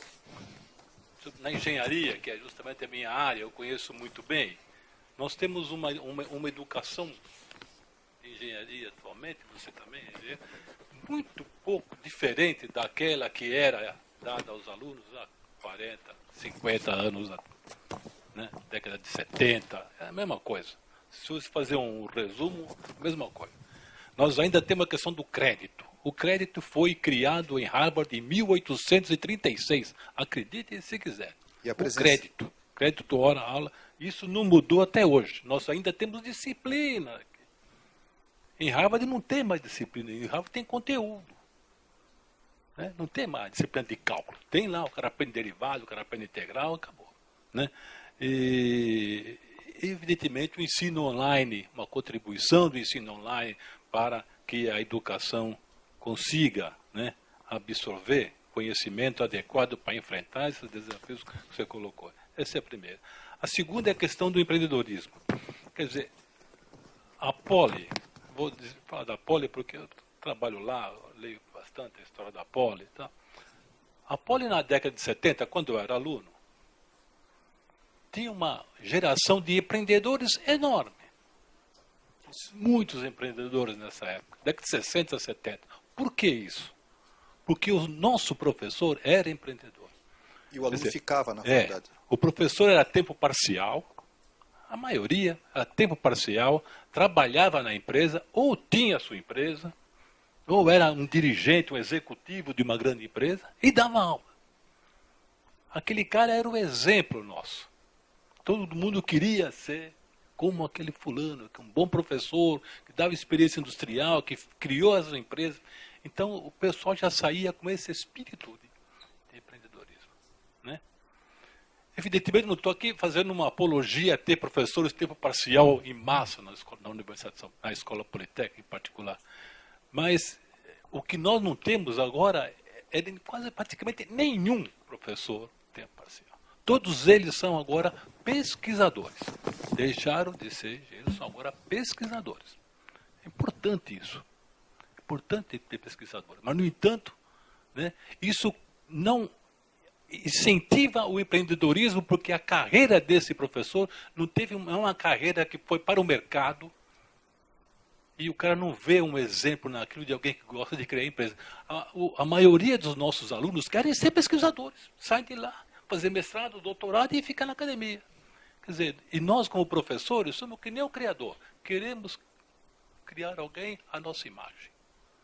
Né? A nossa maior realização é quando um aluno nosso consegue uma vaga na universidade. É a realização. Né? Então ele vai lá ser pesquisador e não... é comum, eu vejo muitos amigos falando, puxa, eu perdi aquele menino que é um gênio para o mercado. Comum isso. É comum isso. Quer dizer, então, esse espírito, né, a meu ver, joga contra a você se falar para um aluno sempre, o empreendedor. Porque o outro, você, pô, peguei um aluno meu que está lá na cima, ele fez um trabalho maravilhoso, tal, é diferente. Né? Por fim, a última coisa só, né? A questão da startup. Você pega aqui na Universidade, na Escola Politécnica, várias startups surgiram. Trabalhos maravilhosos esses meninos fazem, alguns de interesse da Petrobras, Eletrobras, dessas grandes empresas. Sabe o que acontece com essas empresas? Elas não conseguem nem fazer o cadastro na Petrobras para fornecer. O cadastro é tão complicado, exige tantos requisitos de uma empresa, que uma empresa que está nascente não consegue cumprir. Então ele tem algo maravilhoso, a empresa acha aquilo espetacular, mas a empresa não consegue contratá-lo. Ele morre de inanição. Então são essas 3 reflexões que eu gostaria de ouvir sua opinião. Colega. Obrigado, Cardoso. Mas a sua imagem de semelhança vai ser gente muito elegante, Cardoso. Meu nome é Lídia Goldenstein, eu acho que eu sou a única aqui que não é engenheira, eu sou economista. E, como diria o Caetano Veloso, Narciso acha feio que não é espelho. Eu te parabenizo, gostei muito do que eu vi. E o meu trabalho tem sido nessa área com um objetivo muito claro. Eu acho que o Brasil vive, que eu posso dizer, uma ditadura dos economistas. Né?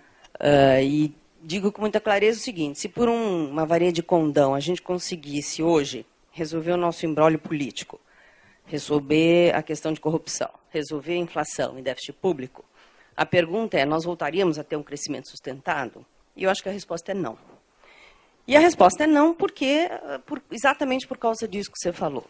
Eu acho que todo o debate no Brasil, muito em parte, a meu ver, por culpa dos economistas, e aí eu tenho aí uma teoria a respeito disso, mas não vem ao caso agora, é que o debate parou nos anos 50.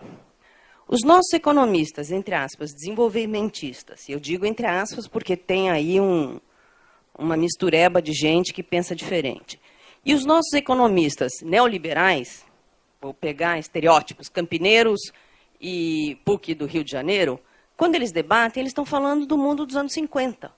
Eles estão falando de algo que não existe mais, ambos. Né? Quando vem alguém dizer o seguinte, não, mas não precisa de indústria, o setor de serviços hoje em dia no Brasil já tem o tamanho do setor de serviços nos Estados Unidos, só que lá é tecnologia, o nosso é call center de 15ª categoria. E, ao mesmo tempo, quando se pede proteção, subsídio para a velha indústria manufatureira, que é o que alguns setores, principalmente ligados a algumas universidades, continuam pedindo, também está se pensando na indústria dos anos 50.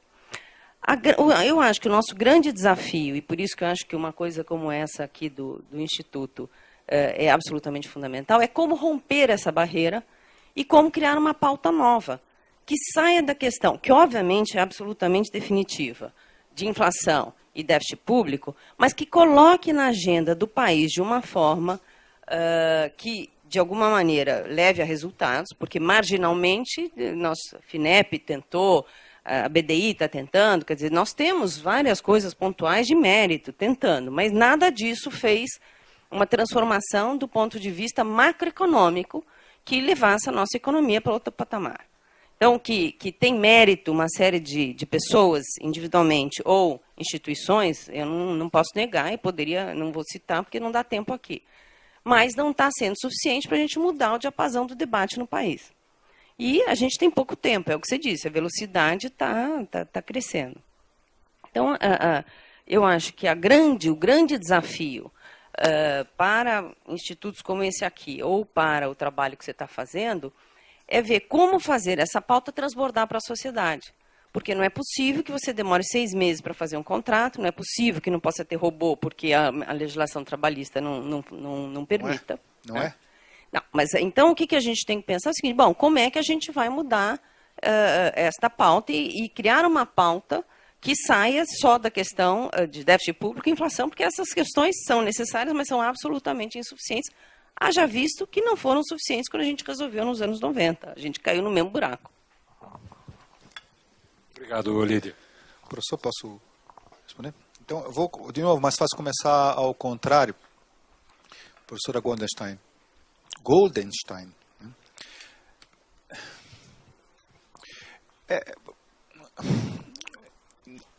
Eu gosto de fazer essa apresentação, porque essa apresentação ela tira o foco de um problema estatístico.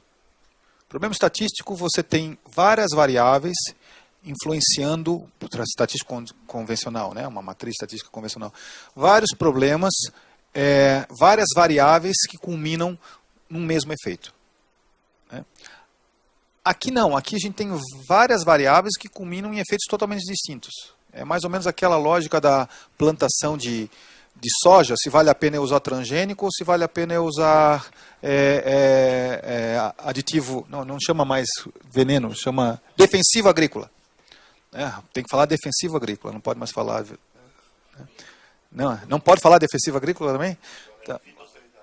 Fitossanitários, isso. Então, é a mesma lógica, você vai ter um problema, polinização, terrível, aspectos completamente distintos, do outro problema também que é terrível, que é contaminação dos aquíferos tradicionais, para outras coisas. Ou seja, 2 efeitos ruins. Então, sim, professora, a gente vive nessa discussão a respeito da mesma coisa, e a gente tem o nosso, daí que eu falo inimigo meu, né? Que é um perfeito berço esplêndido a respeito do que acontece com desenvolvimento de cadeias, desenvolvimento de legislação, de regulação, desenvolvimento de infraestrutura, e não fornecimento, não geração de novas, e de desenvolvimento de pessoas. Isso posto, nossa discussão, ela carece, porque a gente não está num momento político de discussão a respeito disso, infelizmente. Quando a gente vai conversar com 700 pessoas, a primeira coisa que eu tenho que falar para eles é o seguinte, peraí, pessoal, eu não sou do governo, eu não estou discutindo coisa a respeito disso. A gente está aqui montando uma plataforma, uma proposição, um pensar a respeito disso aqui. Eu acho que vale muito a pena por causa disso que sai. Tudo que a senhora falou saiu ali nos projetos estratégicos. O maior projeto estratégico foi a legislação. um dos maiores projetos estratégicos colocados pelas pessoas. Então a gente tem sim essa agenda que tem que ser atacada. Mas a gente não vai atacar tão cedo, eu acho. A gente tem muita dificuldade para atacar porque a gente tem 2 pilares que são realmente nevrálgicos, que eu acho, particularmente. Se a gente não mudar isso, fica muito difícil. Que é a parte de desenvolvimento de novas cabeças, novos pensamentos. E aí a formação, não é a formação. Quando a gente fala formação de recurso humano, é que nem o pessoal confunde formação de recurso humano com formação de mão de obra, né? A gente no país vive uma coisa de formação de mão de obra. Mão não pensa, mão não tem cabeça. Então a gente conseguiu colocar que mão de obra é uma coisa que vai para um setor que fazendo a mesma coisa. Não é mão de obra, é recurso humano mesmo. E aí, professor, o senhor coloca que nós temos 3 pilares aqui para desenvolver na área de formação de pessoas, que é a educação superior, empreendedorismo e a questão das startups. Bom, a questão da educação superior, a gente pode até falar que antigamente era bom, e eu digo que antigamente era bom mesmo porque eu vivi numa época sem internet, eu fiz faculdade numa época sem internet. Vivi numa faculdade numa época que a gente não tinha dinheiro para colocar ar-condicionado na nossa habitação. Eu vivi numa época em que a gente não tinha dinheiro para comprar computador e ter na nossa habitação. Então significa que eu tinha que passar o dia todo fazendo um curso integral dentro da faculdade. E, consequentemente, como não tinha internet, como não tinha nada, ou como eu era fechado no meu mundo, eu tinha que desenvolver coisas, porque não tinha mais nada legal. Não tinha mais nada bacana a respeito disso. Então era gostoso.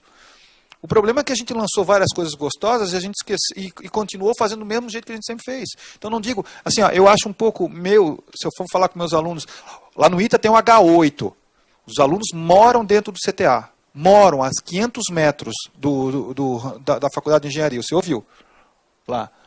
Professor, não tem nenhum aluno à tarde lá do H8 na nossa Faculdade de Engenharia. Eles ficam dentro do H8, no ar-condicionado, na internet, fazendo coisa muito mais gostosa. Então, não é simplesmente, é a forma como a gente está educando que é criminosa. Eu digo criminosa porque a gente tirou uma coisa mais fundamental para um ser humano nas nossas faculdades, nos nossos cursos superiores, o sonho. Eu não vejo um aluno que tenha a mesma vontade de sair do que a vontade de entrar. Eu faço uma dúvida, as notas do Enem, do ENAD, lá do ITA, são super altas, né? Mas ainda bem que eles não fazem a nota muito forte, não fazem uma avaliação muito forte da nota do ENAD do aluno do 5º ano para o aluno do 1º ano. Se fosse fazer um percentual, assim, alguma coisa. O pessoal é meio parado com isso, não percebeu ainda. Mas eu tenho certeza que as notas diminuem. E olha que o aluno do ITA é um aluno que fez um concurso bizarro. Ele se preparou anos, é o maior orgulho da família dele que ele pode ter. O meu filho entrou no ITA. E a gente conseguiu destruir completamente um aluno, o sonho dele de ser engenheiro. E daí eles vão para outros setores que são muito mais legais. O setor financeiro é muito bacana, porque ele lida com uma lógica totalmente multicritério. Ele vai poder aplicar várias ferramentas de saber nisso aí. Então ele vai não porque paga mais, ele vai porque é mais interessante. Talvez o que está acontecendo é que para essa indústria aqui, eu não quero falar sobre a educação, eu quero falar sobre a manufatura avançada. A manufatura avançada, ela permeia a necessidade de associativismo. E se a gente permeia a necessidade de associativismo, eu mandei tinha um programa muito bacana que foi lançado, que muita gente usou mal, mas eu usei bastante, que é o programa Ciências Sem Fronteiras. A gente eu pegava um monte de aluno meu e mandava assim, ó, vai lá e pede oferta, já que tu é aluno do ITA, tu vai conseguir um monte de lugar legal. Então mandei para dois alunos para MIT, outros alunos lá para Berkeley, e eles voltaram. Quando eles voltaram, a gente criou uma disciplina de empreendedorismo, porque eles foram lá entender como é que o pessoal formava no MIT para empreendedorismo. E já vou terminar. E dentro dessa lógica, eles hoje, esses mesmos alunos que ajudaram a montar uma disciplina, montaram empresa. Eu acho que a gente está pegando muito pesado com o sonho do aluno. Sonho de CPF, eu digo lá para eles sempre, né? Sonho de CPF, que é a vontade de ter um CPF que vai pagar bastante imposto lá na frente, ou seja, que ganha bastante dinheiro. A gente não tem desenvolvido isso nos nossos alunos, é uma perda. Faltou a ZIL-Aid, que era sobre asilo. Faltou asilo a respeito, ou o OSIL, né? A respeito, o OSIL, não sei. Sobre o segmento aeronáutico. O segmento aeronáutico é o seguinte, ó. Aí eu sou suspeito. A gente desenvolveu, o senhor viu lá no ITA, a gente desenvolveu uma forma de fazer um avião totalmente automatizado. Aliás, até hoje a gente está fazendo esse projeto. Começamos em 2007, já fizemos um monte de coisas, são mais de 20 patentes, uma porrada de coisa lançada a respeito disso. Nenhuma empresa lançada. É uma maior frustração. Legal pra caramba com a Embraer.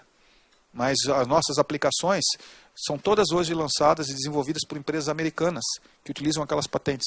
E o que é interessante, essas empresas americanas contrataram os nossos alunos para trabalhar nos projetos de aplicação dentro da corporação.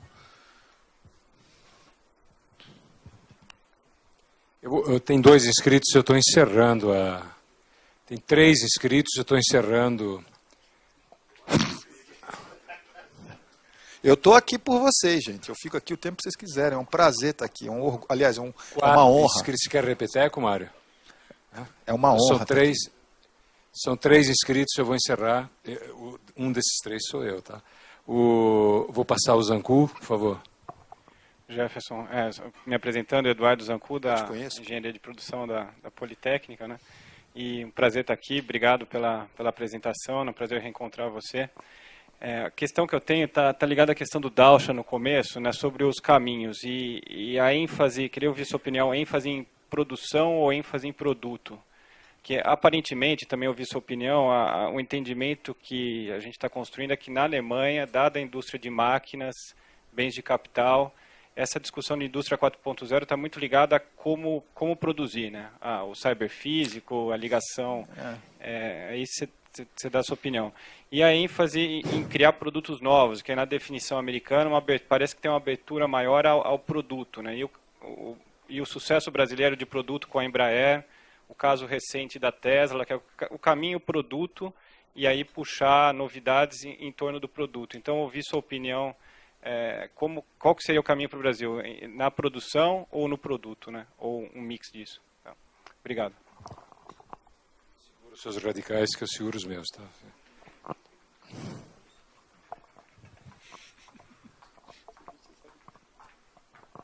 Bom, Jefferson, meu nome é Josmar Andrade, eu sou professor do curso de marketing da USP Leste, sou mais um que faz as pontes das humanas aí. E essa palavra é uma palavra meio maldita, né? Marketing, tem uma dificuldade grande às vezes de explicar dentro da universidade para que serve, o que é, que o nego acha que é para enganar os outros. E em vários momentos da sua fala, aí você fala branding, demanda.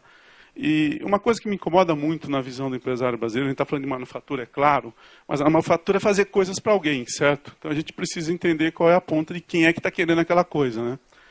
O Brasil é um grande produtor de commodity, né? A gente produz café, manda para a Alemanha, eles devolvem para a gente Nespresso, certo? A gente tem uma dificuldade enorme de usar os recursos que nós temos para poder avançar no desenvolvimento, não da tecnologia de produção, mas de valor, certo? Porque o Brasil é um grande tomador de preço de commodities na Bolsa de Chicago, mas não sabe fazer pouca coisa com valor agregado, tirando a Embraer, certo? A gente pode fazer uma lista na mão aqui, eu sempre faço esse MBA, peço os meninos levantarem e falar quantas marcas globais que nós temos, e a gente vai ver que não tem quase nenhuma, certo? Então, as políticas industriais também são muito falhas nisso, porque a gente treina o nosso empresário, a gente especializa ele em produzir mais do mesmo, né? A gente não faz ele fazer essas pontes, que você falou que macaco não voa, né? Mas a gente precisa treinar esses macacos a pensarem em ter asas de alguma forma, né? Quem sabe faz Red Bull, correto?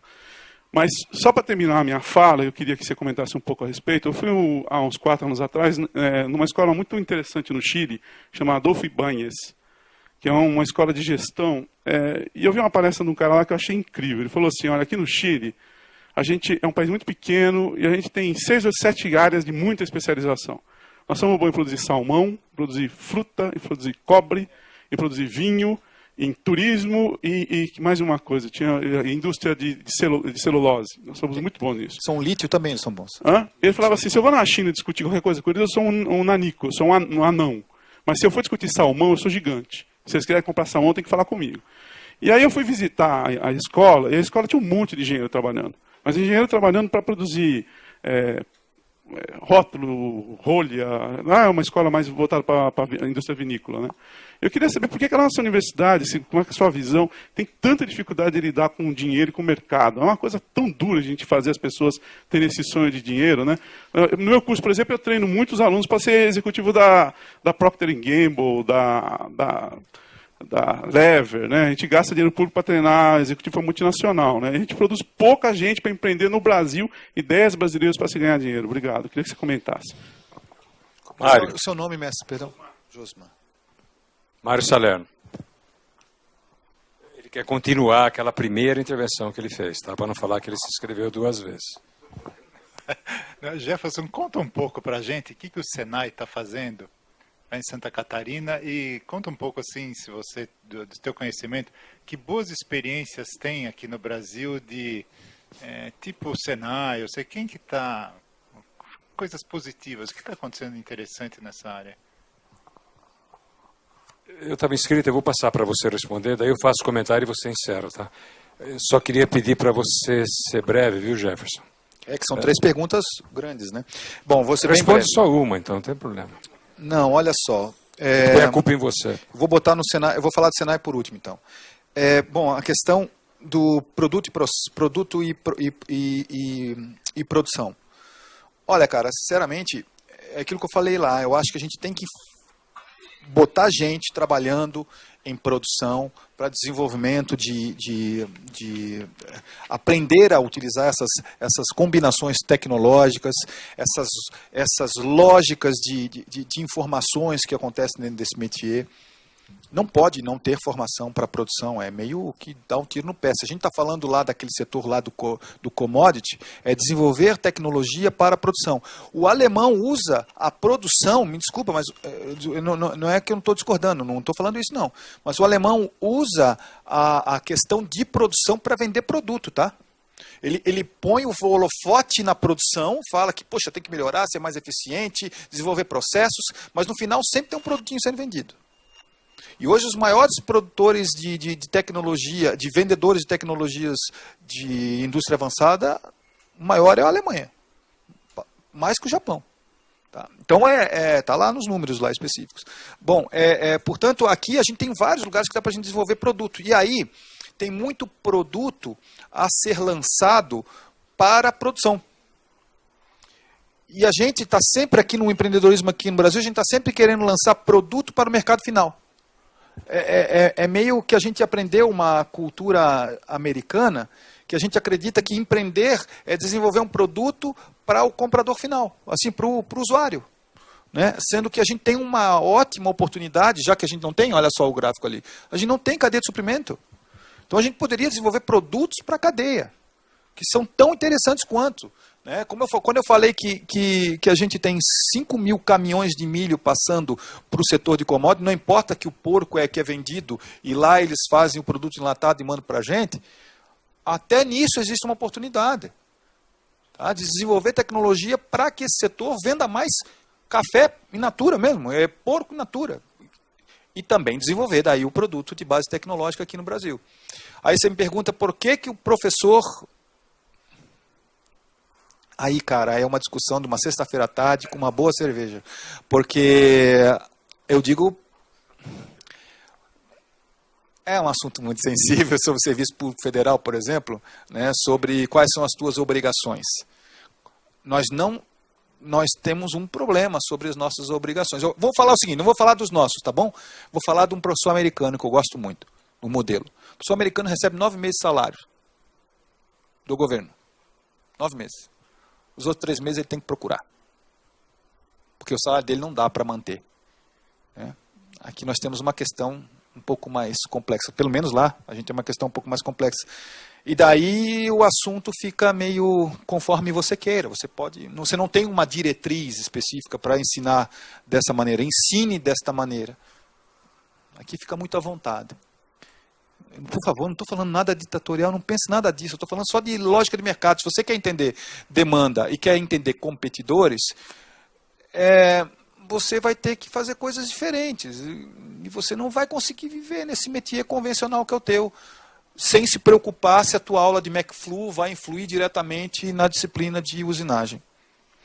E para terminar, o Senai forma 4 milhões de pessoas, tem 4 milhões de alunos por ano. 89% dos alunos do Senai estão empregados. É uma máquina de formar gente. Mas mais do que uma máquina de formar gente, ele tem uma característica interessantíssima. Ele pega a pessoa com 16 anos de idade, lá em Santa Catarina, a gente pega a criança com 16, 17 anos de idade da família, as melhores escolas de nível médio das cidades catarinenses. Santa Catarina é um estado com 47% do PIB industrial. O PIB de Santa Catarina, 47% é industrial. É absurdo. Né? É uma variação. Tem cidade que é 90% do PIB. Então, a gente pega a pessoa dentro da família mesmo, é um estado muito, muito ligado. Então, pega a pessoa dentro da família, coloca no nível médio ele já tem um emprego. 89%. E o que é engraçado, eles continuam se formando. Eles voltam. O índice geralmente uma pessoa que estuda no Senai Santa Catarina, ele volta 5 vezes a fazer curso. Então ele está com 40 anos fazendo curso no Senai. Então tem um monte de dificuldades relacionadas à educação. Mas como os professores são geralmente industriais, trabalham em indústria, metade dos professores são da indústria e metade é tempo integral. E uma outra coisa interessante, a gente tem agora a engenharia totalmente cópia, e aí eu digo com muita tranquilidade, assim, a gente olhou, viu como é que se faz engenharia na Olin College. Pegou aquele modelo para tentar fazer o contrário, em educação totalmente invertida. Então o aluno é formado, sai do curso de aprendizagem, que é público, aqueles que tiram melhores notas fazem um curso técnico, que é de graça também, os que não tiram boas notas pagam, daí são 60 mil alunos por dia em Santa Catarina. E daí, conforme a nota dele, ele consegue fazer um curso tecnólogo. E daí, aquelas matérias que ele fez no técnico, ele consegue revalidar também no tecnólogo. E daí tem um jump para a engenharia. Então, ele tem várias formações em 7 anos. Se isso vai dar certo, não tenho a mínima ideia. Mas, pelo menos, ele é mais integrado. Está sendo bem integrado. Mas, olha, a educação é muito longa para se falar, viu? Tudo que eu falei aqui, tem um monte de coisa que eu comecei a falar para vocês que eu discordei. Tá. O Jefferson, eu vou fazer um breve comentário e daí passo para você encerrar, para você falar, para você concordar pelo menos com essa última parte aí, vai ficar chato. Tá certo. O Jefferson versus Jefferson. Deixa eu fazer... Eu queria só levantar 2 questões para a gente não sair daqui... Muitas vezes o debate sobre manufatura avançada, ele desperta um pouco o nosso lado de imaginação, de deslumbramento. A situação é mais complexa e mais difícil do que a gente pode imaginar. Vou falar uma coisa que nem sempre é consenso, mas eu tenho visto de uma maneira muito concreta.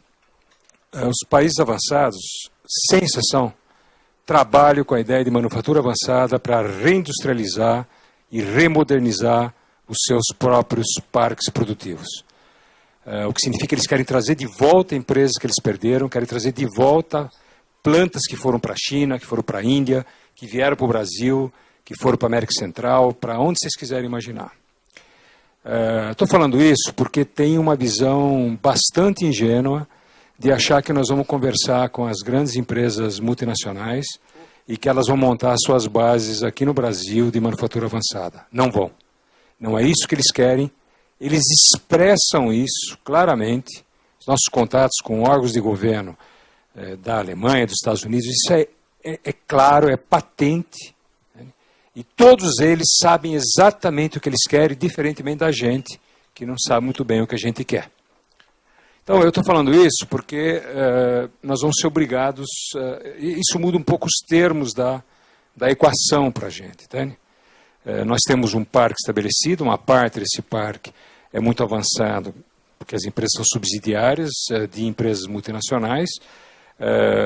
Há empresas brasileiras mais dinâmicas, é verdade, são poucas.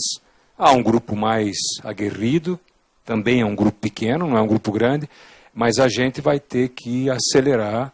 Acho que tem um pouco a ver com o que a Lídia levantava. Nós vamos ter que saber o que nós queremos fazer. Nós vamos ter que fazer algumas escolhas, nem sempre é fácil. Não são só os economistas que são contra fazer escolha, geralmente governo é contra fazer escolha, que está na essência de governo. Ser governo é fazer escolha, a arte de governo é selecionar. Tal. Os governos aqui no Brasil têm uma tradição avessa à escolha.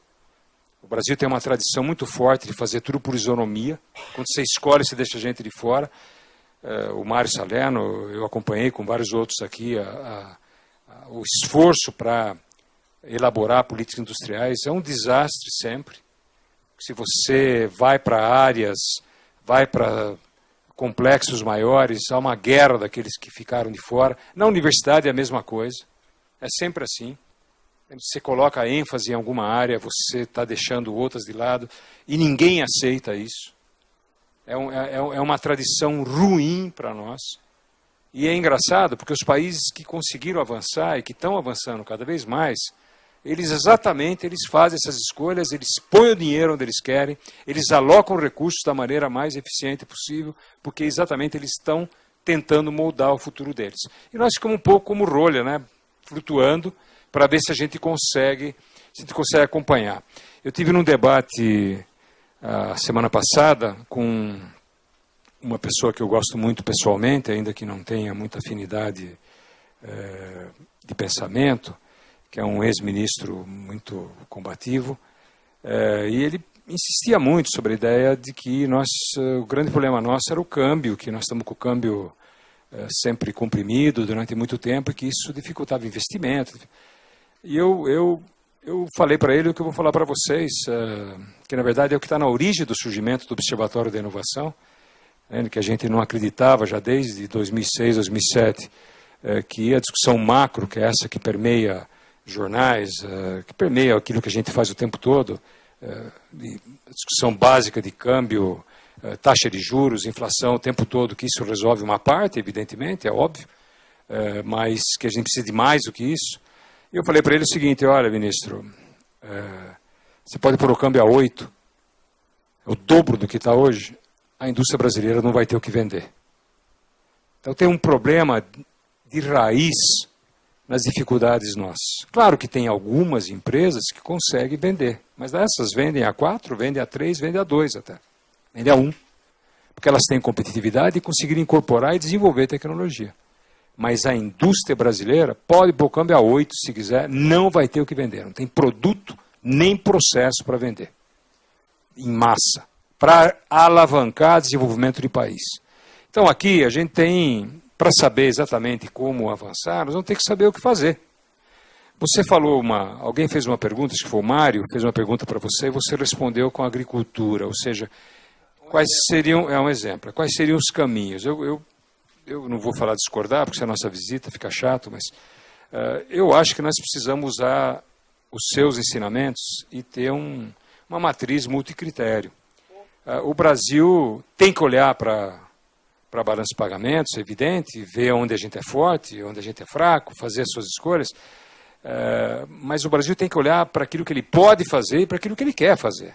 Então nós temos que montar efetivamente uma matriz. Eu não concordo com a ideia, nem foi o que você disse, de que nós temos que seguir o caminho da agricultura, porque é ali que nós estamos fortes.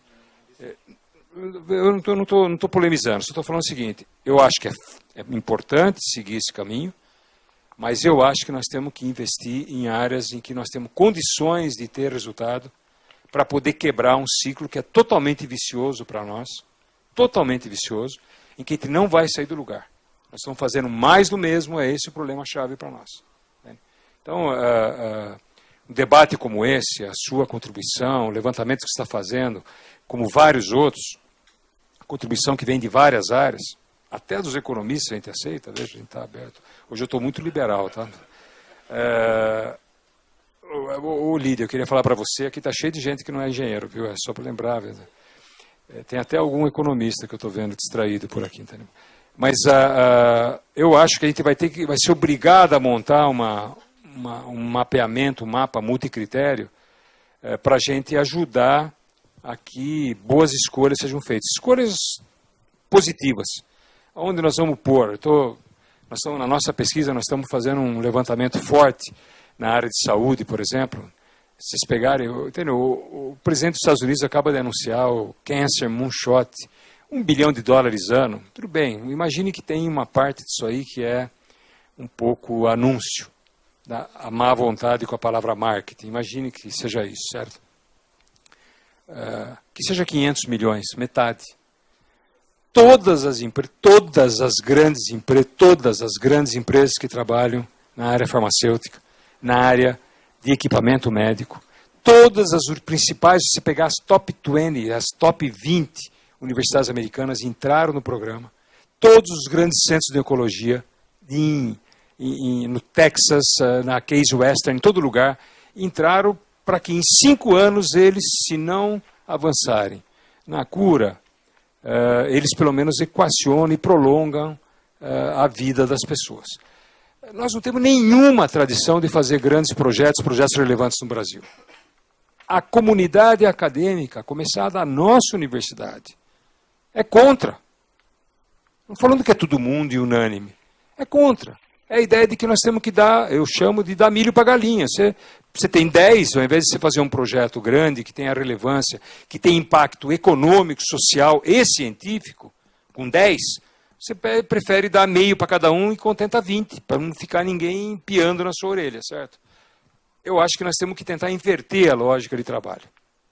Inverter é mudar a lógica, é trabalhar com aquilo que muita gente chama de mission oriented, certo? Você tem demanda de outra natureza, puxar e deixar livremente aqui as empresas, junto com institutos de pesquisa, faça os seus consórcios, respondam a necessidades. Eu falo isso, não é a primeira vez aqui no Observatório, eu fico envergonhado de que tem gente, o número de pessoas morrendo de dengue no Brasil. Nós podíamos estar com essa vacina pronta há pelo menos 5, 6 anos. E não é um problema só que tem a incerteza da pesquisa. Claro, isso sempre vai ter em qualquer lugar do mundo. Mas se você puser recursos no lugar certo, como se puser no Butantan ou na Fiocruz, você consegue essa vacina em 2, 3 anos. É óbvio que consegue. O mundo inteiro é assim. Então, eu acho que nós temos várias dimensões a serem quebradas para a gente superar o atual estado que a gente está, entende? Pô? Eu, mais uma vez, não estou nem olhando para a crise que está aí, que só vai dificultar isso. Tá? Eu não vejo final feliz, nem econômico, nem político, para essa crise que está aí. Mas, em todo caso, sendo otimista com o Brasil, no médio prazo, certo? Eu acho que é fundamental quebrar a lógica com a qual a gente trabalha. Se não for assim, o seu trabalho de manufatura avançada, o nosso, ou de qualquer outro das empresas, não vai dar certo. Nós vamos esperar 10 anos e vamos receber migalhas de segunda categoria para tentar, entre aspas, modernizar o nosso parque industrial. O impacto sobre o emprego é gigantesco, o impacto sobre as profissões é gigantesco, e o impacto sobre a indústria e daquilo que está sendo oferecido, dada a digitalização e a integração da produção, é muito grande. Nós vamos ficar para trás, pior do que a gente está, se a gente não conseguir quebrar a lógica, as lógicas que estão estabelecidas e que nos orientam para fazer coisas pequenas, sem importância, sem relevância e sem foco e prioridade. Esse é um debate do qual nós não vamos poder fugir.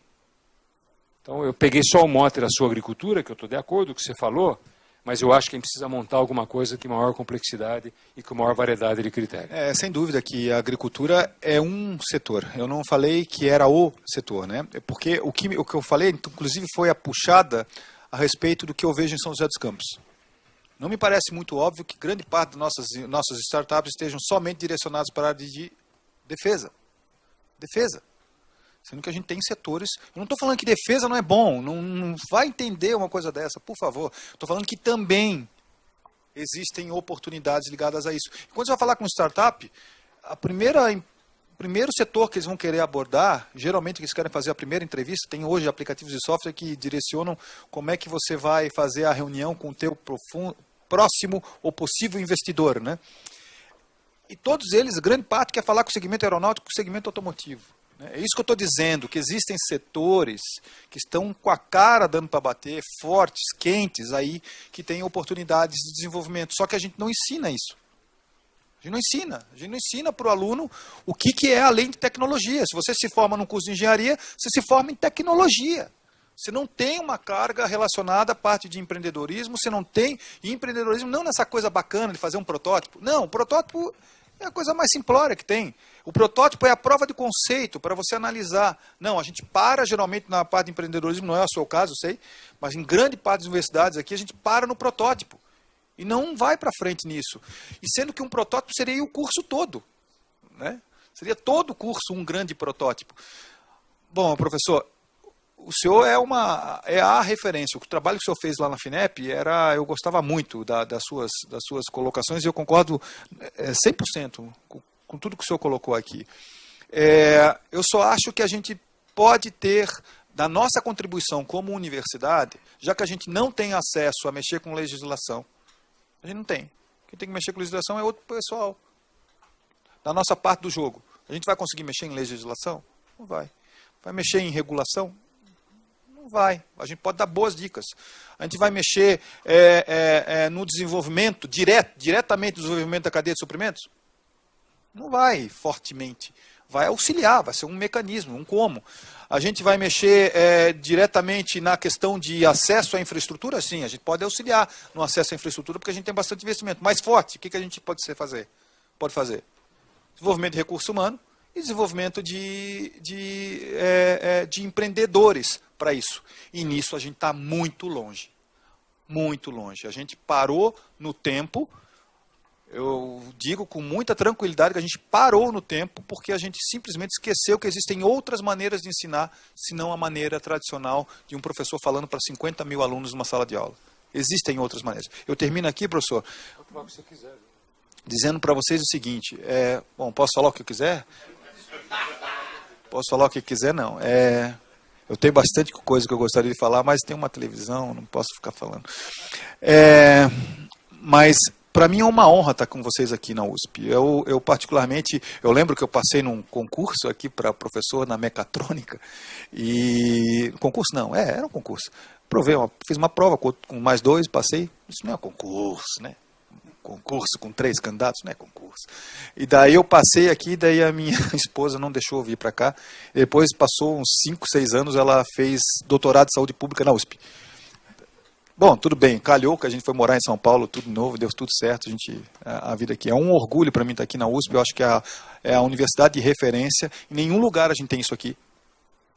São poucos lugares no Brasil que a gente tem isso aqui, gente de tudo quanto é jeito falando sobre uma temática como essa, só que essa temática está na nossa cara. E queira ou não queira, já está acontecendo. Quando a gente fala que 1 bilhão de pessoas, 1 bilhão está em profissões que não existiam simploriamente 5 anos atrás, e que daqui a 8 anos a gente tem 65% das profissões que a gente não sabe quais são, não foram criadas ainda, significa que a gente não sabe o que a gente está formando para essa indústria. E ponto. Tá, então, o que for necessário, temos que trabalhar. Eu queria agradecer ao professor Jefferson, queria agradecer aos internautas, todos aqueles que estavam aqui, que participaram do nosso debate. Descobrimos que a sua esposa tem um poder de dominação muito grande. Nós vamos convidá-la para fazer uma palestra aqui na próxima vez, certo? Já que ela tem, é verdade. Você confessou publicamente. Imagina, saúde pública. Imagina o perfil de uma pessoa que é de saúde pública. Na USP. Muito obrigado, Jefferson. Obrigado a todos que estão aqui. Eu queria agradecer. Na semana que vem, só para vocês saberem, nós vamos... Semana que vem não, desculpe. No dia 26. É isso? Dia 26... eu não sei que dia da semana é essa, você lembra? Terça-feira, às 10 da manhã, vem aqui falar o ex-presidente do INPI, Jorge Ávila, que, aliás, está vindo aqui para o Instituto de Estudos Avançados para fazer um pós-doc, e ele vai fazer a estreia aqui falando sobre as dificuldades e impasses do nosso sistema de patenteamento, de propriedade intelectual, todos esses assuntos que são bastante complicados. Esse sabe muito. Então, a gente vem aqui, não deixe de vir, dia 26, terça-feira, às 10 da manhã, nesta mesma sala. Mais uma vez, obrigado, internautas, a vocês. Eu queria só pedir uma salva de palmas para o Jefferson. Muito obrigado. Eu que agradeço a todos. Muito obrigado.